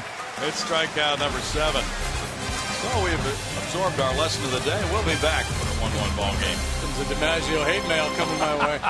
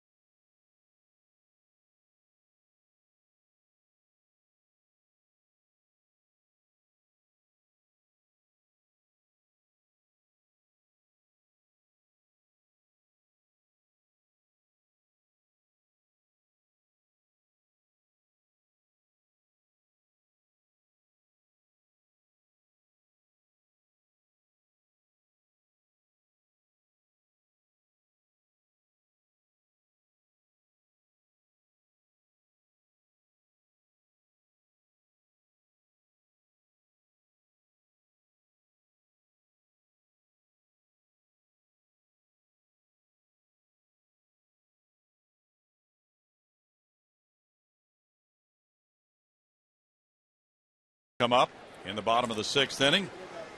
Jimmy Paredes leads it off. He's walked and he's grounded back to the mound.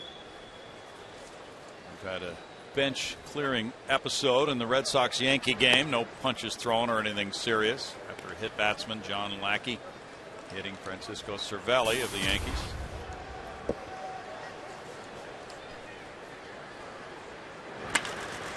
Ground ball by Garrett Jones into right field for a sharp single for Jimmy Paredes. Leadoff man reaching here in the Astros 6th as they try to snap the 1-1 tie. 3rd time tonight they've had the leadoff man aboard. Happened in the 1st, happened again in the 4th, and now this leadoff single by Paredes. See if they can build something, push a run across, take a lead. Pirates have Chris LaRue warming up. Pitching coach Ray Searage is headed out to the hill before Morton faces Barmas. See, that's another rule I'd make if I were commissioner. So, 1 trip only. Okay. We go to Greg Lucas for our 1 trip to him. I agree with that, by the way. The Astros are going to host the Brewers this Saturday. It's Hispanic Heritage Night, and the first 10,000 fans receive a Carlos Lee bobblehead courtesy of BBVA Compass. Buy your ticket tonight at Astros.com. Carlos is hitting the ball now. It seems as happy right now as he's been all year. Some of it's playing first base, but he's getting a few more balls right down there on the sweet spot like he does on the bobblehead, too. Greg will ask you if you saw the same thing that was passed along to us. We didn't see it last night at the end of the game. The Astros won the game. They were doing the high fives. And Carlos, from what we were told, was holding his hand way above his head so high that Jose Altuve could not jump up there and make a high five. That kind of explains why he wanted me to emphasize his height when I was talking about a big guy. Okay. Clint Barmas, the batter. He was hit by a pitch and he struck out. And a throw goes over on Paredes.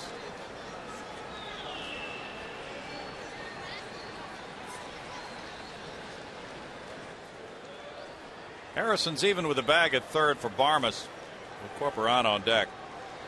5 hits for Houston, 2 for Pittsburgh, no errors. In tight for ball 1. Barmas got hit earlier, so he's been crowded tonight.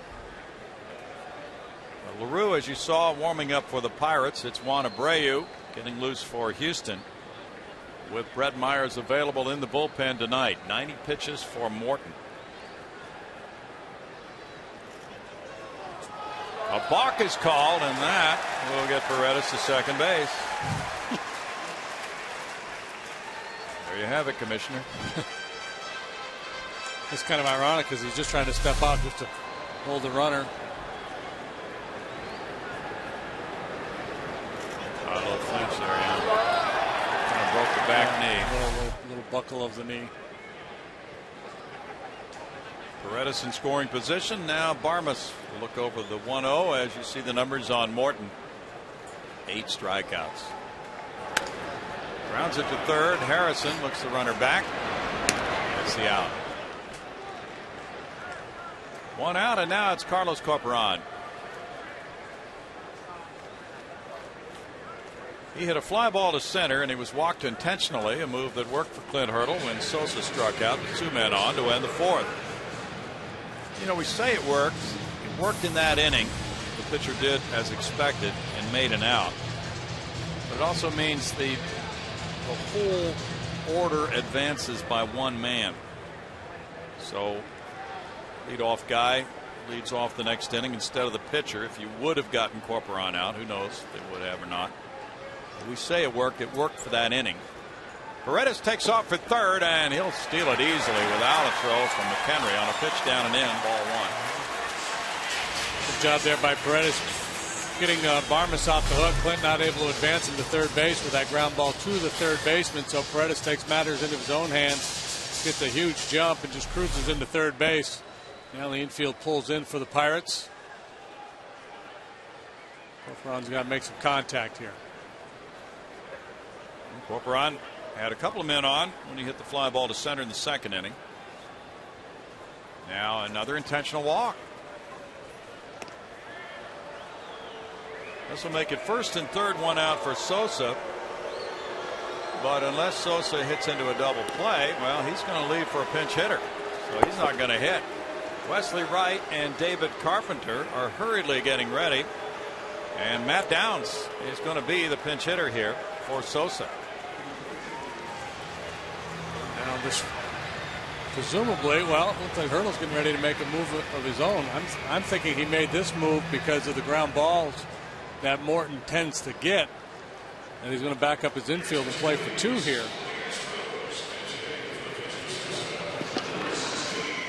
Downs is announced as a pinch hitter. Corporan now is tied for the team lead with 4 intentional walks. Downs has really done a whale of a job pinch hitting, going 12 for 35, 3 homers, 11 runs batted in, with some very big extra base hits late in games. 343 is pinch hit average.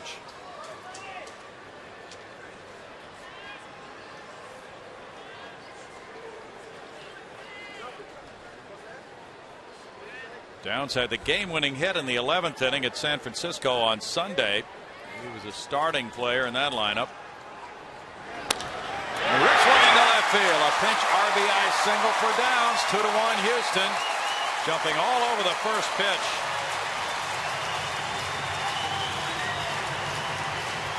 Sensational job by Downs pinch hitting. That's his 13th of the year with his 12th run batted in. Got the ground ball, but it was between third and short. And absolutely crushed, too.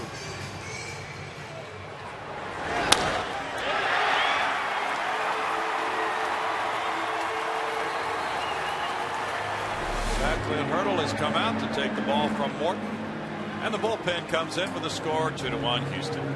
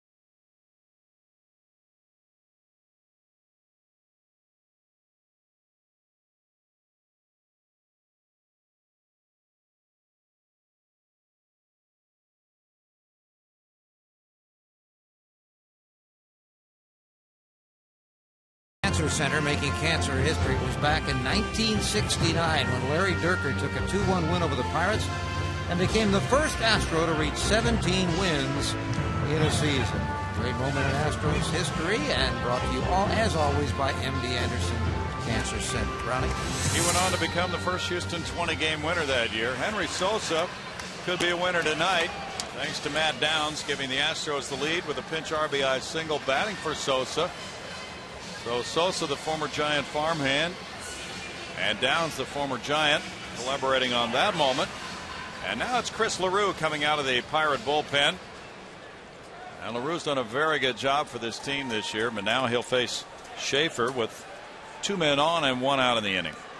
He's not a former Giant, but he's a pretty big guy, standing 6'6". And works for the 10th time for the Buccos. Throws hard. Fastball, slider, curve and change. Schaefer's 1 for 3, a single his first time up. Line shot to center field. Corporon getting a stop sign from Dave Clark, and the bases are loaded. On Schaefer's second hit, another 2-hit game for Schaefer.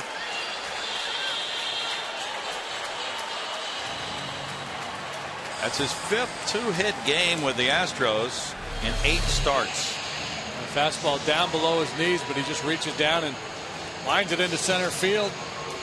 Good solid approach there for Schaefer. Hit too sharply, and McCutcheon on him too quickly for Dave Clark to send Corporon home. Now bases loaded, 1 out for Altuve, who reached the Crawford boxes with a 5th inning homer. That tied it at 1. He's 1 for 3.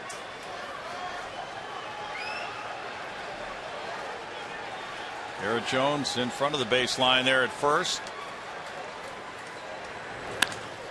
Up the middle and by Cedeno. Corporon will score. Downs to third, and it's 3-1 Houston on the RBI single by Altuve. Second run batted into the night for Jose, giving him 11 as an Astro. Astros coming up there and just swinging. First pitch swinging. Downs, Schaefer, Altuve, ping, bing, bing. 3 solid singles. And Astros putting an inning together. An inning in which they've had 4 singles and an intentional walk.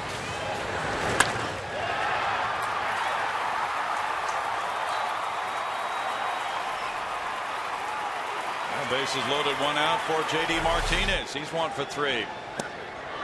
Strike 1 as he goes for the first pitch.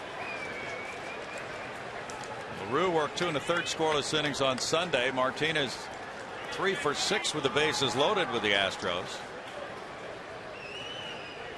LaRue had allowed only 1 hit in the last 23 at bats against him. Ground ball, foul. Oh, so close to a two-run double. Josh Harrison diving. A small but spirited crowd voicing their displeasure with this call. Mike Schlinsky, the umpire, is right on it, right on the line, got a good look. No balls, 2 strikes now to Martinez. This is where he usually does a pretty good job of quieting down the lower body, shortening his stroke a little bit. Ball in the dirt. That's where McHenry signified he wanted it. 1-2. LaRue, 27 years old. He's from Montreal. Florida drafted him in the 7th round in 2005. He was a waiver claim by the Pirates last year. Had to go back down to AAA Indianapolis and rediscover his arm slot this year. Up the middle, and that's into center field. Scoring downs. And Schaefer comes in. It's a 2-run single for Martinez, who bangs his hands together. 28 runs batted in for J.D. Martinez. 5-1 Houston. Henry Sosa, the recipient of all this run support, looking good for his 2nd major league win. Pirates still have 3 turns at bat, but Astros putting a very nice inning together. Mike Barnett has to be thrilled with the approach of his hitters in this inning.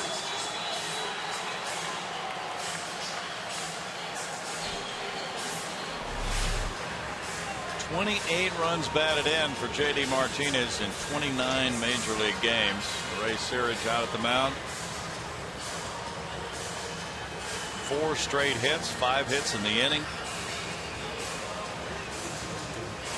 Paredes gets it started with a base hit, balked to 2nd, and then he steals 3rd, and that changes the dynamics of the inning.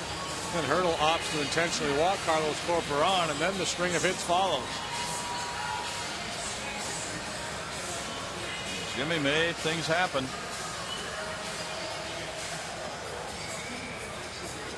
Now runners at 1st and 2nd with 1 out in a 5-1 game. Carlos Lee batting. He's 1 for 3. Daniel McCutchen's warming up for Pittsburgh.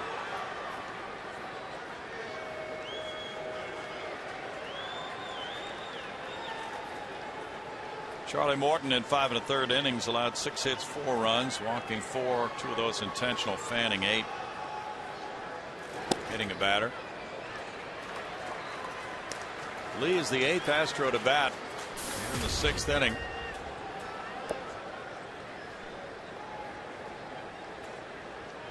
The Astros have won 5 of their last 6 here at Minute Maid Park.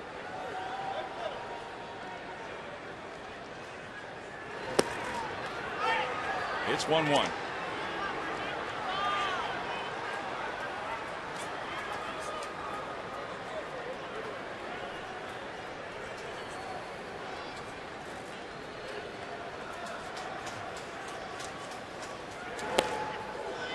One ball, 2 strikes to Carlos.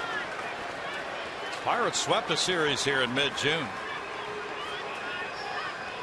And they beat the Astros 7 times in a row this season after the Astros won that first game in Pittsburgh.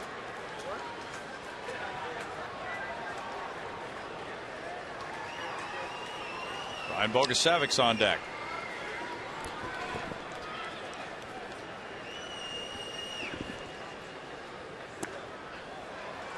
It's 2 balls, 2 strikes. And LaRue had pitched effectively against the Astros until tonight. Pirate bullpen got touched up last night. 5 runs scored off the Pittsburgh bullpen in that game.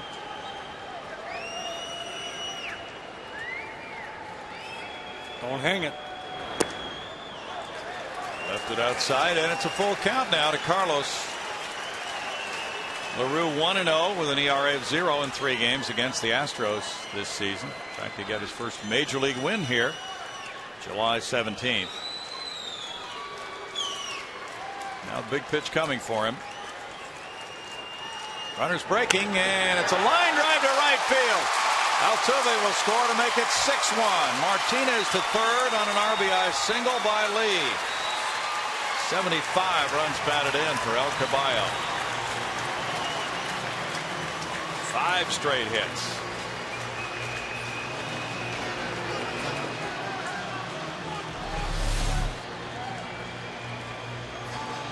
That's a little slider off the outside part of the plate. 3-2 pitch. Carlos just stays on the ball and punches it to right field.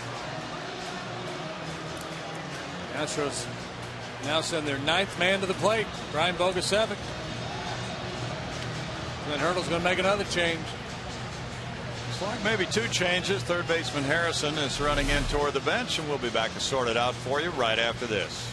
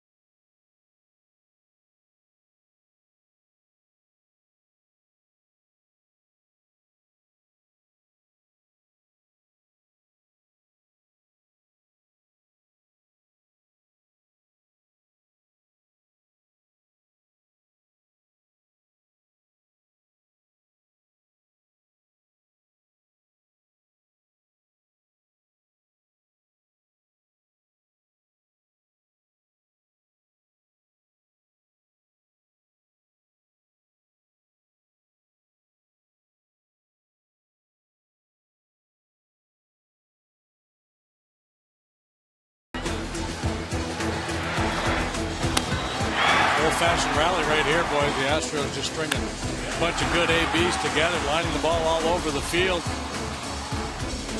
blowing open a tight game. Everybody in on the act. That's a furious rally they put together here in the 6th inning, parading 8 men to the plate with only 1 out. There have been 6 hits in the inning and an intentional walk.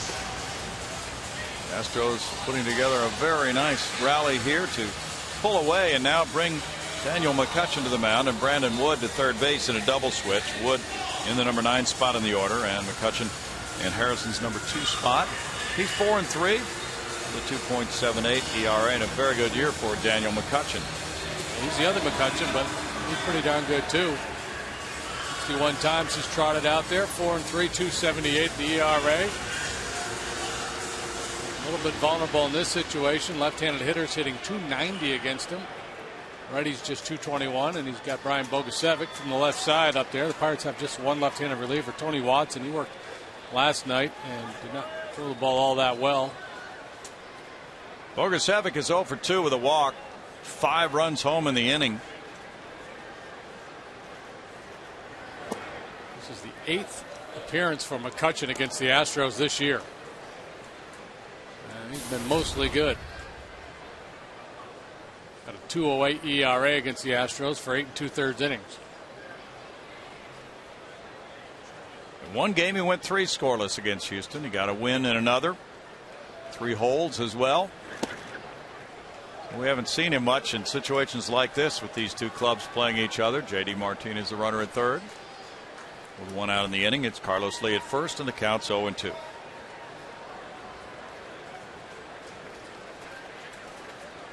Daniel McCutchen's 28. He's from McKinney, Texas. Went to the University of Oklahoma. It's fun for Henry Sosa. You get pinch hit for in this situation, and you're hoping your team can take the lead, and at least you got a chance to be the winning pitcher. But not only have they taken the lead, but they've put a 5 spot on the board. In his mind, he's putting this W in the bank. Fans really clapping well tonight. Right in sync with that noise maker. It's very impressive. Paredes is on deck. Bogusevic takes it. It's 1-2 to Brian. 10 hits for the Astros to 2 for the Buccos. Houston has stranded 7 to Pittsburgh's 2 men left on base.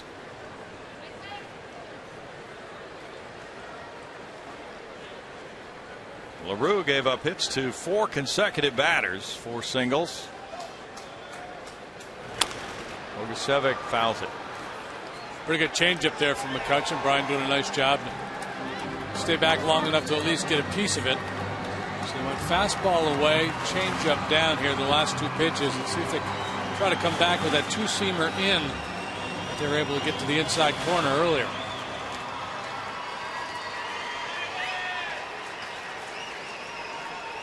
McCutchen first came to the big leagues in 09. Divided last year between AAA and the majors. Go back in there. Just didn't make the pitch. 2-2 now.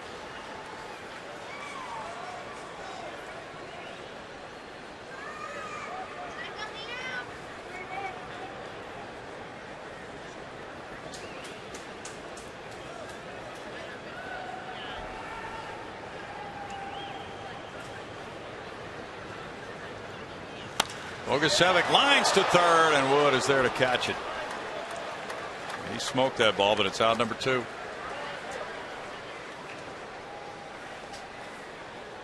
Now Paredes, who led off the inning with a single to right. And out recorded, but the succession of good at-bats continues. Pretty good contact, 2 strikes.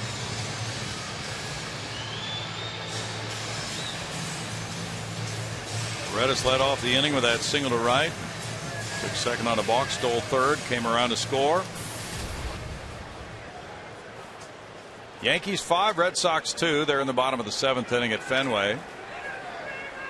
Cervelli, who was hit by the pitch from Lackey, has homered in the game. His second. That's strike 1. Granderson got hit on the hand with an inside fastball.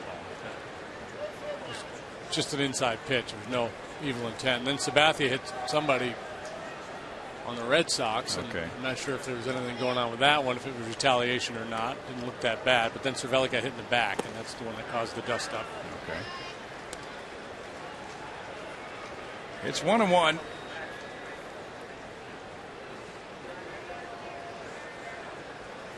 Yeah, that's a heated rivalry.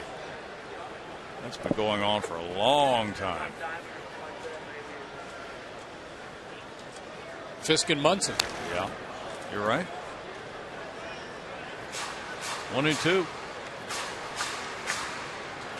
Florida 6, the Mets nothing there in the top of the 9th at Citi Field.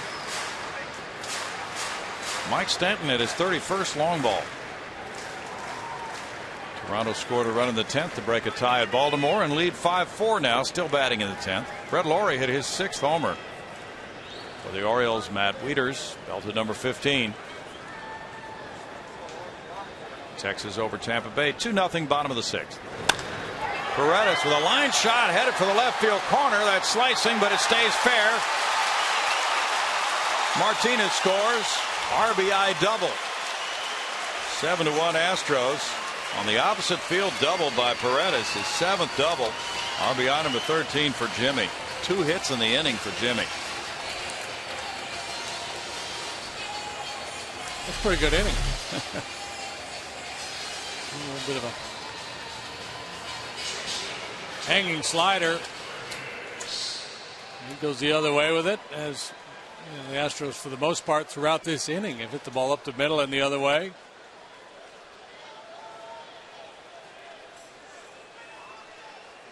Ball really jumps off his bat.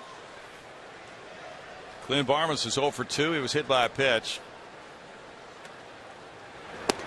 There's strike 1 to Clint. Our leaders of the game is brought to you by United, proud to fly the Houston Astros. showing you the Astros are second in Major League Baseball with 271 doubles. They lead the National League. And that's their first of the night of the 11 hits. In the air to left. Presley underneath to end it in the Astros 6th inning. 11 batters come to the plate. And what an inning it was for the Astros. They score 6 times to lead it 7-1.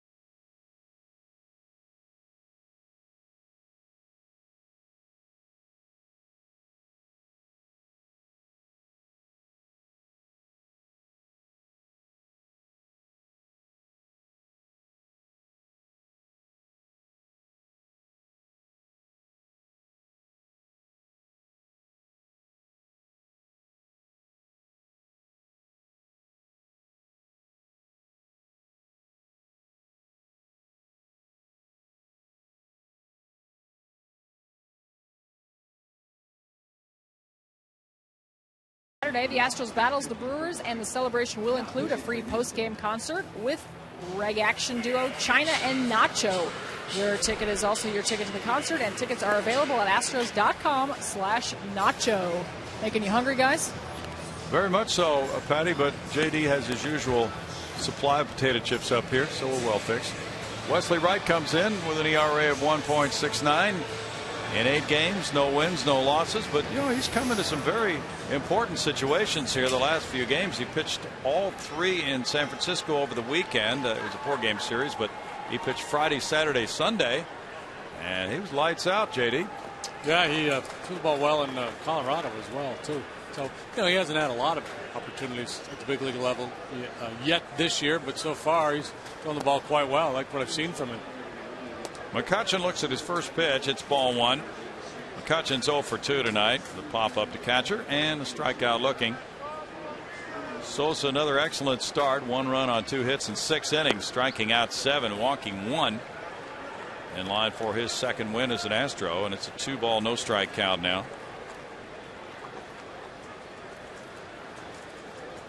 Wesley gave up a run in his first start as an Astro here August 6th. Since then, no earned runs allowed against him. 7 straight appearances of scoreless ball for Wesley. It's a 3-ball, no strike count here. Just start pumping it for the heart of the strike zone. He does, and it's 3-1. In that Texas-Tampa Bay game, 2-0 Texas after 6. Scott Feldman is the starter for the Rangers against Jeremy Hellickson. Brett Myers is warming up. He is available in relief tonight for 1 inning. This is considered to be his bullpen in between starts. 3 balls, 2 strikes. And he also was throwing in the bullpen in San Francisco and was available in that extra inning game, but was not used. Wilton Lopez also has gotten up. So Myers might just be getting the bullpen in with no intent to bring him in here with a score at 7-1. No, unless they've just got, you know, unavailable arms down there. I don't know that to be the case.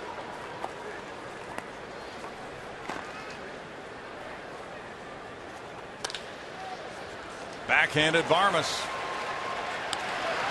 One out. So behind 3-0 in the count, he gets a ground ball to a very good defensive player. And a very dangerous hitter. And you're kind of at the mercy of the count there when you fall behind 3-0 and you've got a big lead. You just have to start throwing the ball over the heart of the plate.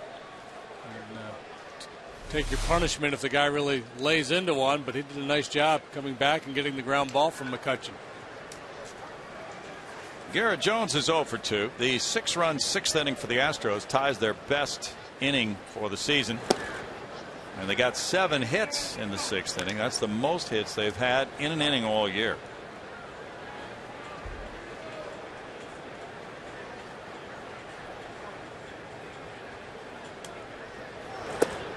Wesley Wright, the pride of Grady, Alabama. Population about 2,500.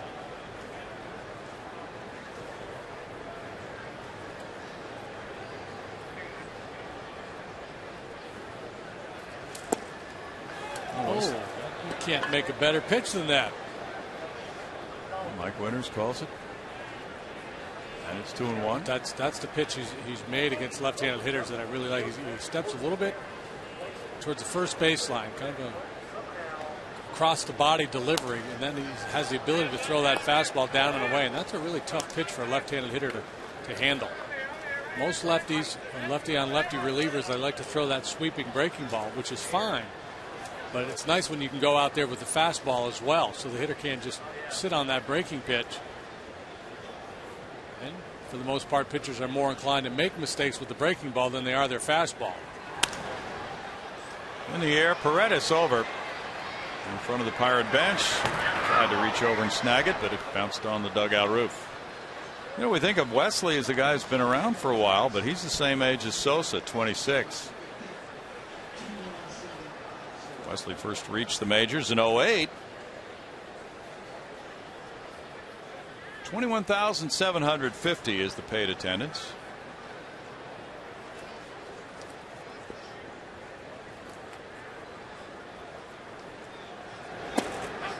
Strike 3 call. Jones caught looking, 2 outs.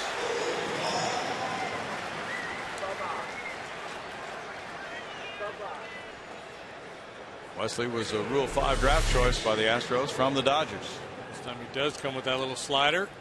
Slides across the outside corner for strike 3.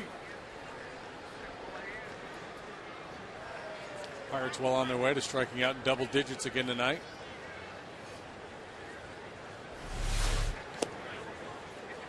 Xavier Paul looks at ball 1. He's 0 for 2 with a strikeout and a fly ball. 11 hits for the Astros, 2 for the Bucks.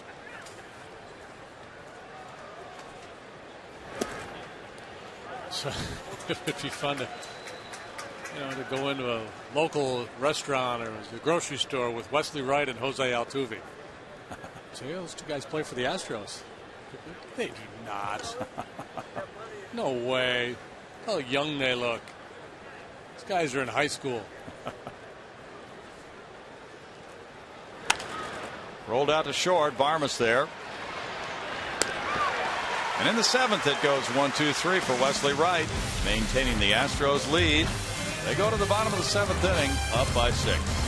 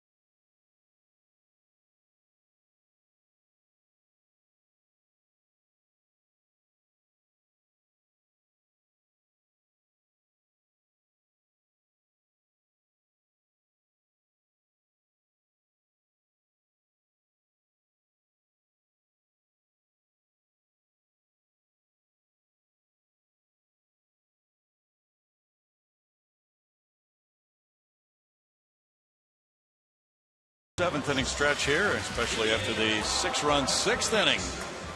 And the Astros lead it by 6 as the bullpen continues to be busy. We'll get a pinch hitter for Wesley Wright, who's due up second. Jason Michaels is on deck. Wesley had a 1-2-3 top of the 7th with the strikeout. And now the Astros lead it off with Carlos Corporan. He's 0 for 1 with 2 intentional walks. Looking at ball 1 from Daniel McCutchen. McCutchen got 2 outs there in the 6th inning. Corporan fouls it. It's a 1-1 count. Colorado leads 1-0 at Arizona after 2. Aaron Cook going for the Rockies against Wade Miley for Arizona.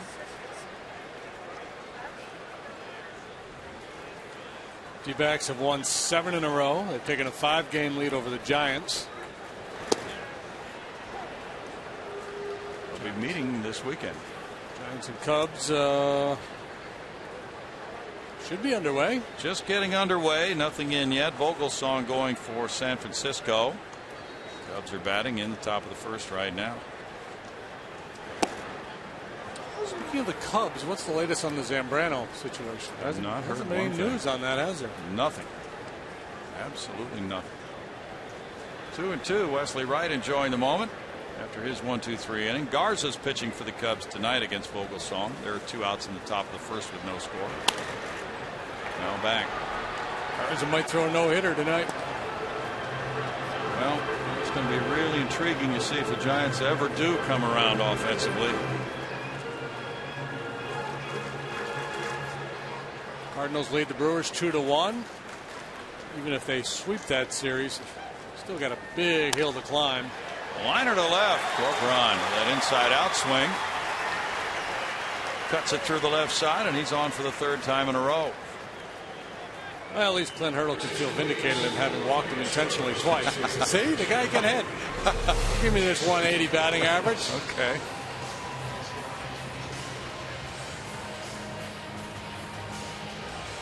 Scooped out that low pitch and sent it to left field. Jason Michaels pinch hitting for Wright, who in 1 hitless inning had a strikeout. Has a 201 average, 2 homers. He's driven in 10. J. Mike's had a couple of good hits in recent days. He is 7 for 40 as a pinch hitter. 2 runs batted in. A good quick outing for Wesley. Brad Myers will be. Yeah, looks like Myers is going to come into this game. Yeah. Fly ball to center field. McCutchen takes care of it. Myers has experience in the bullpen with the Phillies closer for a time. Lost that job when the Phillies acquired Brad Lidge. He's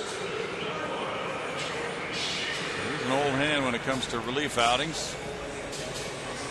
Jordan Schaefer has a pair of hits tonight. He has scored a run. And this will take a little bit of the load off the other Astros pitchers. And Myers will be pitching in relief for the first time since 2009 with the Phillies.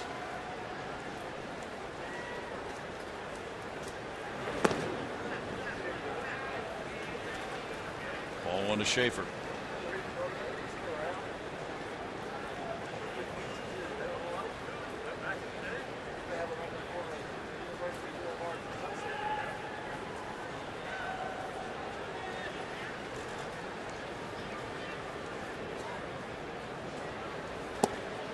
Schaefer looks at it. It's 2-0 to Jordan. David Carpenter talking out there in the bullpen. Recently got his first major league save. Last night, the major league debut of Abreu. Juan threw hard last night in his debut. 3-0. Toronto and Baltimore tied 5-5, bottom of the 10th.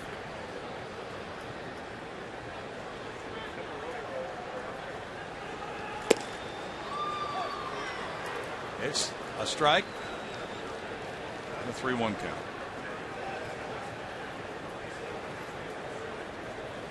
Schaefer's driven in 4 runs in his 5 previous games in this ballpark. He might try to yank one here. He's going to yank that one. He'll take a walk. Walk number 5 for Pirate pitching tonight. Altuve has scored twice. He's driven in 2 with a homer and a single in 4 at-bats. He's also stolen a base. Pirates are trying to avoid their 29th loss in the last 40 games.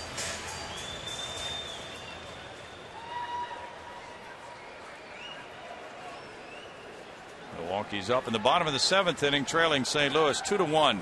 Edwin Jackson still in there for the Redbirds. McCutchen back into right center field, cruising for the catch. Here's the tag. Corporan going to third. Ball trickles back in off the glove of the second baseman Walker. 2 outs.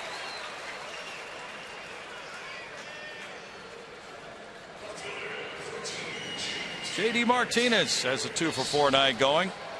He drove in 2 with a single in the 6th. About everybody's got a 2 for going. Yeah, let's see. Schaefer has 2, Altuve 2, Martinez 2, Lee 2, Paredes 2 in 1 inning.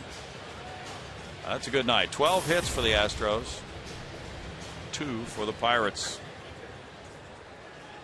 White Sox lead the Twins 8-6. They're in the bottom of the 7th. Very big game for the Sox. They're at home.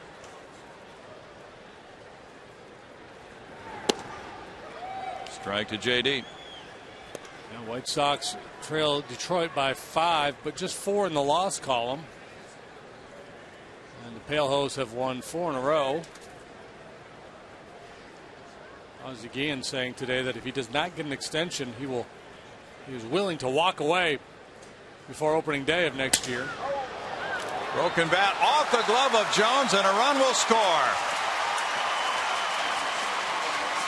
It's an RBI single for Martinez, his 3rd hit and 3rd run batted in. Jones laid out for it, got his glove on it, couldn't hold it. Big night for Martinez.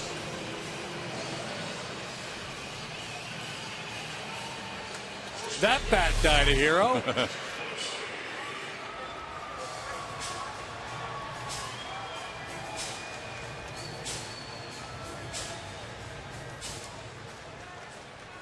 Well, he's back on an RBI per game pace with the Astros. 29 runs batted in 29 games. Carlos Lee is 2-for-4 with run batted in. That's strike 1.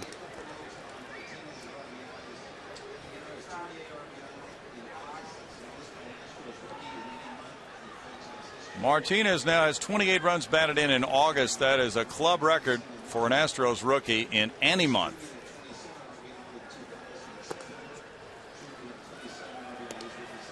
One ball, 1 strike. Chris Truby had 27 runs batted in 1 month in 2000. Somebody else who had that many or close to that many, but he is the all-time rookie leader for runs batted in 1 month, in any calendar month. It's 1-2.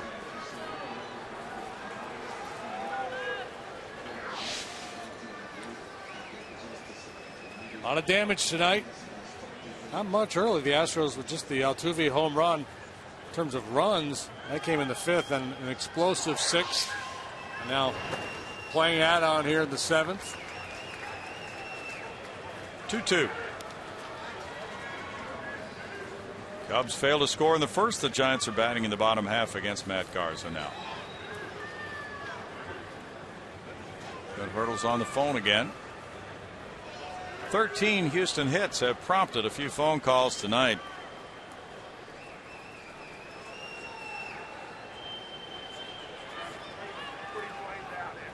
The Astros have not had many blowout wins this year.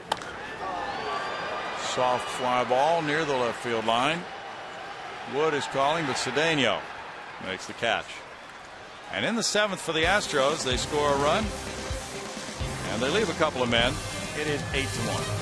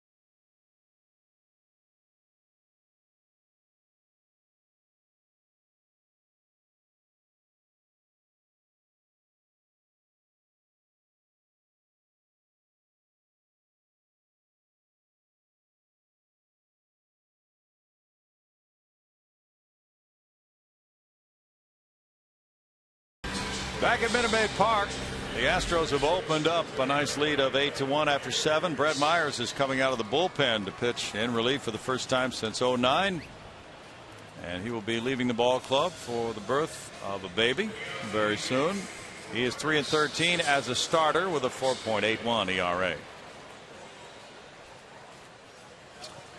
So as we mentioned, he did a bunch of relieving while with the Phillies. Of course, came up as a starter. And then had a successful run in the bullpen. So this is not foreign territory for him. In '07, he had 21 saves in 24 attempts with the Phils. Ronnie Cedeno's been on both times with a walk and a double tonight. One of the 2 Pirate hits. Wesley Wright had a 1-2-3 inning with a strikeout. Correcting Chris LaRue's totals, no innings, 4 hits, 3 runs. No walks, no strikeouts. That's out over shortstop and dunking in for a hit in a shallow center field. So Cedeno doesn't have any company, but he's been on all 3 times for the Pirates. 2 hits and a walk. He's the Pirate of the day. There's no doubt about it.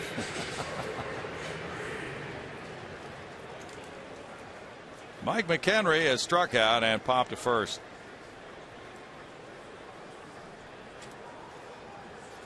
Anderson Hernandez has extended his hitting streak to 28 games for Oklahoma City tonight with a 3rd inning double.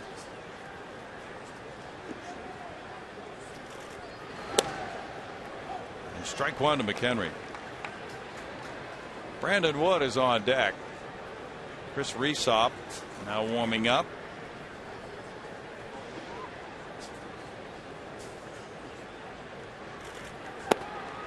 And a swing makes it 0-2. Resop in the Pirates' pen. The Astros will have Bogusevic, Paredes, and Barmas due up in the bottom of the 8th inning.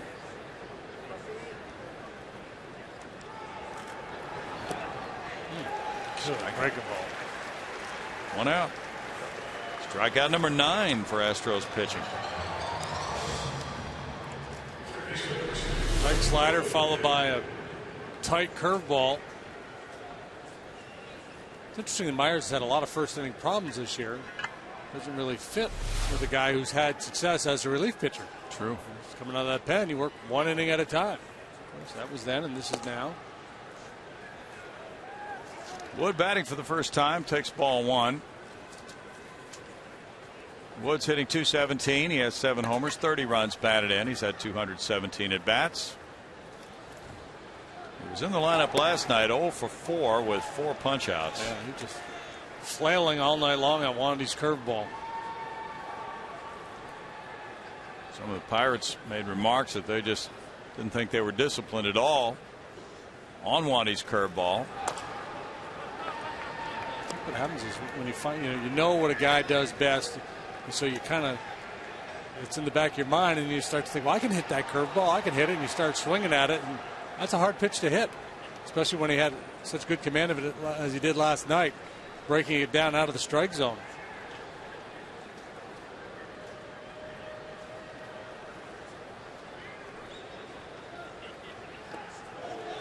Wood started it. The appeal goes to first. He checked his swing on the Mike Everett call. 2-2. We got a note from Gene Dias. The National League rookie record for runs batted in August, 29 by Todd Helton and David Justice. J.D. Martinez is 1 away from tying them. Helton did it in '98 and Justice in 1990.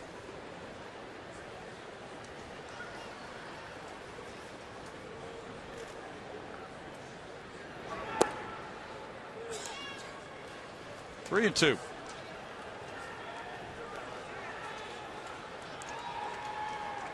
Well, does he go back to the breaking ball one more time, or does he challenge with a heater? Let's go breaking ball here.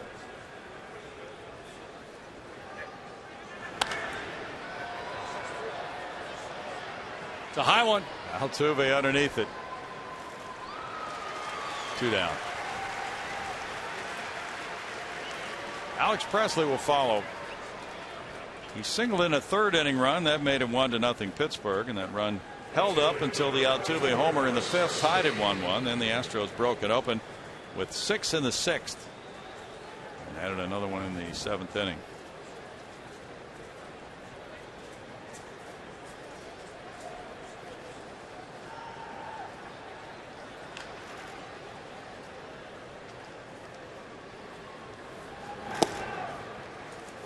Looks at ball 1.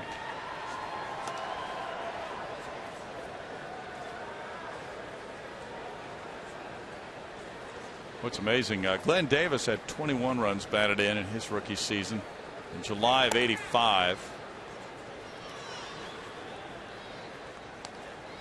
2 balls, no strikes. Glenn come up and hit 20 home runs in half a season or something like that in the Dome. Yeah, that was a year ago. Chris Truby, 27 runs batted in September of 2000. And that was the rookie club record until a few minutes ago, and J.D. Martinez smashed it. 2-1.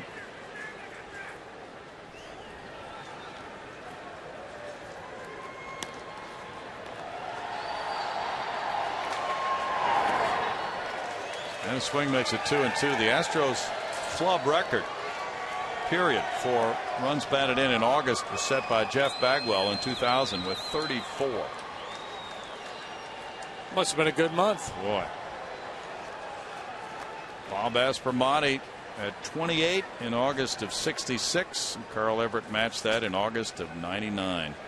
Only 3 players in club history have more than Martinez's 27 runs batted in this month.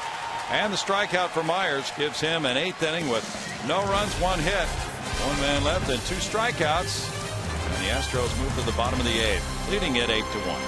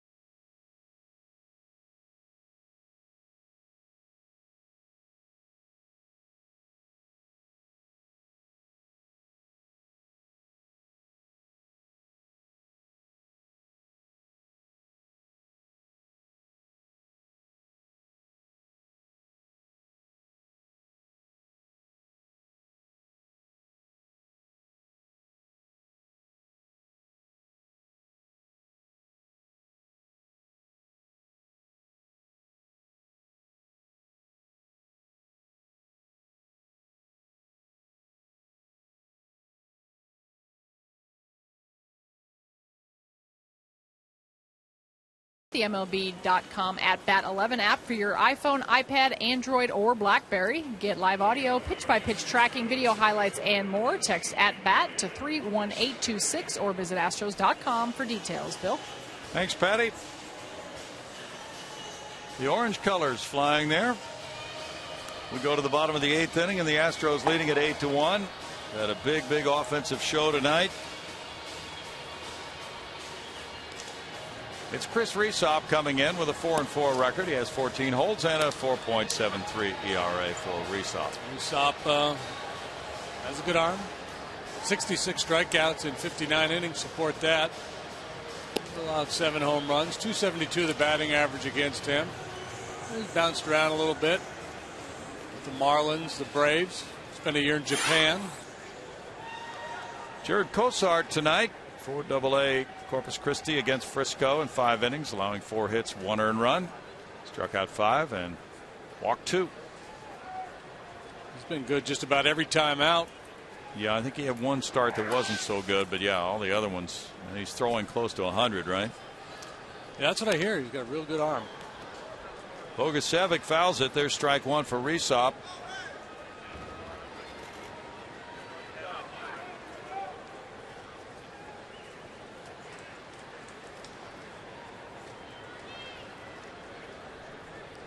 Got an email from John Herring, who was injured here last night. What happened? He's the guy who had the finger injury. Oh, yeah. His finger got smashed on the railing, and he did not want to interfere with the ball in play. That's rip foul. 1 and 2. So that's why that happened to John Herring last night. And he wanted to thank us for our concern about it. And he said the foul ball was breaking into him. And he lost it in the lights. Wow. There's a knee ball boy right there. He's never going to live that down. Been waiting all night to make a play. That's a strikeout, and out number 1 here for Rysop. Well, we're glad that John Herring has a good sense of humor, JD. Glad to know he's okay. He said the doctor considered a partial amputation. And he missed the rest of the game, but he DVR'd it. Jimmy Paredes, the batter. He has a couple of hits tonight and an RBI. 2 hits in 1 inning for Jimmy. Bouncing this one to Garrett Jones. He is retired for out number 2. Clint Barmas is 0 for 3 after being hit by a pitch.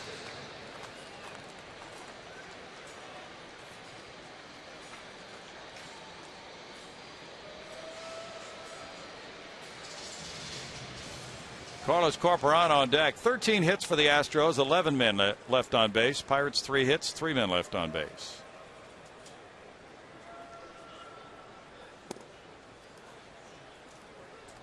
Barmas looks at ball 1. Clint hitless so far tonight. It'd be nice to see him get a knock and join in the fun. In on him, and it's a 1-ball, 1-strike count.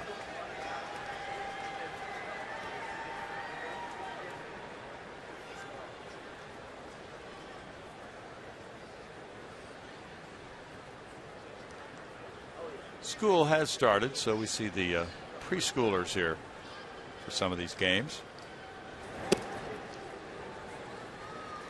1 ball, 2 strikes.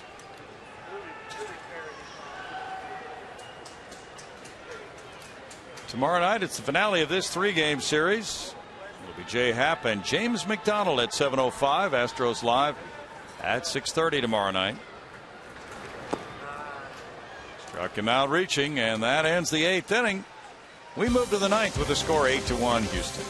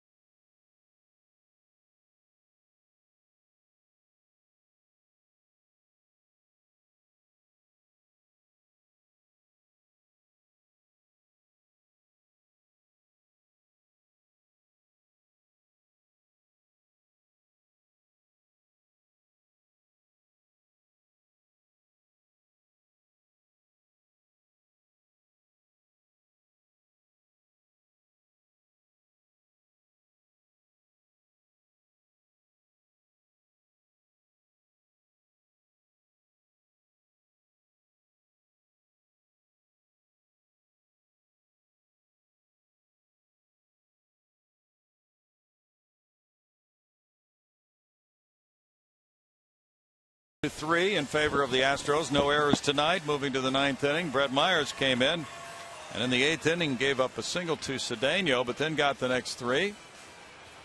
So on the Houston bench, they're hoping that Myers can finish it out for Henry Sosa's 2nd win of the year.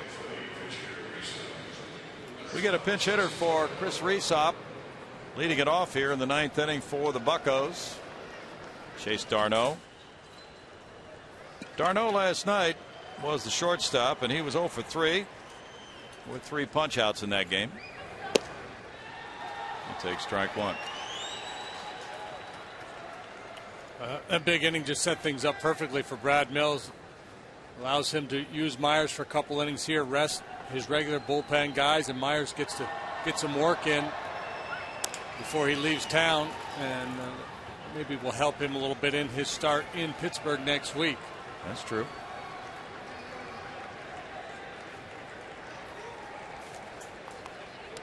You mentioned a story earlier by Lance Berkman saying that he is not going to be moved by the Cardinals, and just looking into that, he just said that it's his understanding that Cardinals have little or no desire to trade him to the Texas Rangers.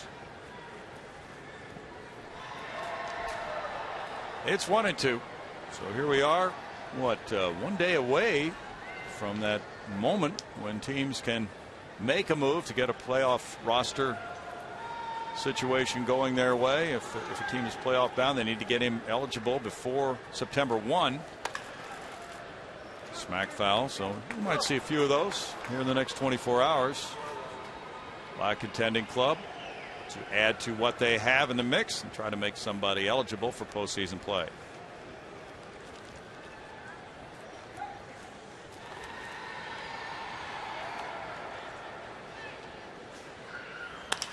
Bouncer up the middle. Farmas cuts across, quick release. Gets him. 1 out.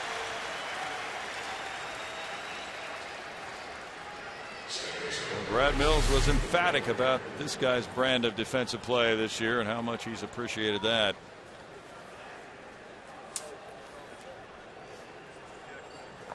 Clint could be a free agent after this season, but Brad made it very clear that he is a big Clint Farmas fan.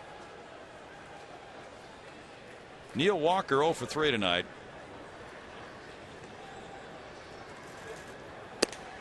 Clint has pretty much delivered exactly what the Astros thought he would deliver. Solid defense. Hitting around 250, 9 home runs.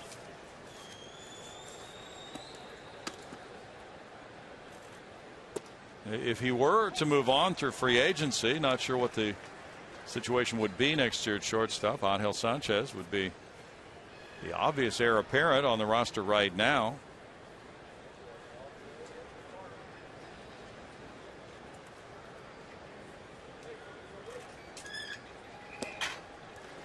One ball, 2 strikes, but there's plenty of time to figure that out. I would imagine a lot of players who are going to be free agents here in late August really are not even dwelling on that right now, even though it's only about a month away in terms of ending their stint. If they do end it with the club they're on, it's a long way away probably in their minds right now. Yeah, I don't think guys really think about it a whole lot until the wintertime. Mm-hmm.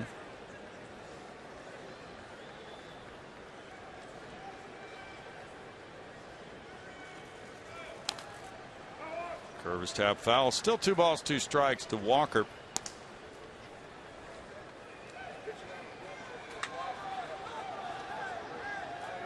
And you might ask, well, how can they do that? It's their future. They must be thinking about it all the time. Well, it's just the nature of baseball. You get into it, and it's an everyday business, and you just worry about today's game, and you let tomorrow take care of itself. And so something that's, as important as free agency, it still kind of takes a back seat. You're just playing the game, and then there's time to deal with that later on. Mm-hmm. And that's what my agent's there for. We'll find some place to play. Yeah. You think about guys like Albert Pujols and Prince Fielder, big name free agents.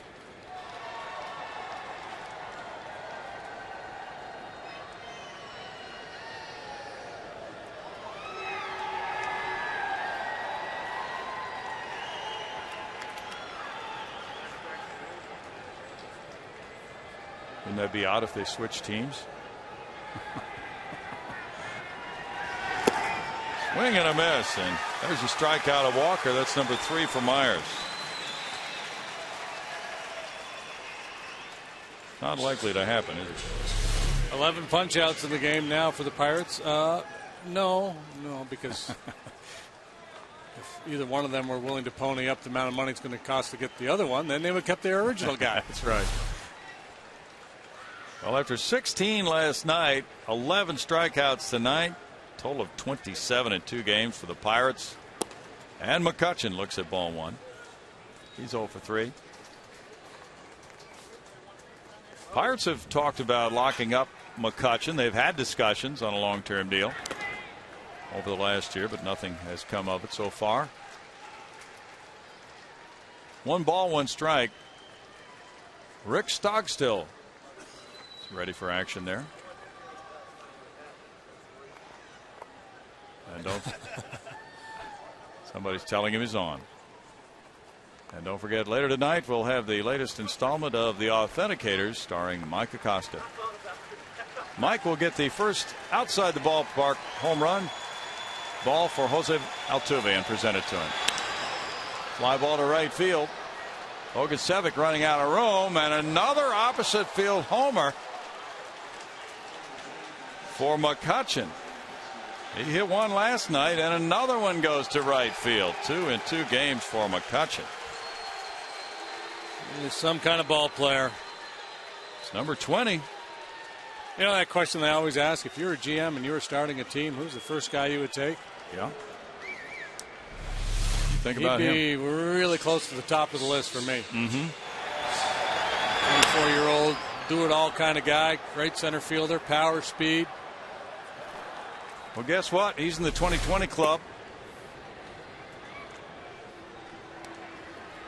Jones with ball 1. That was his 20th homer, and he has 20 steals. There's still a month to go.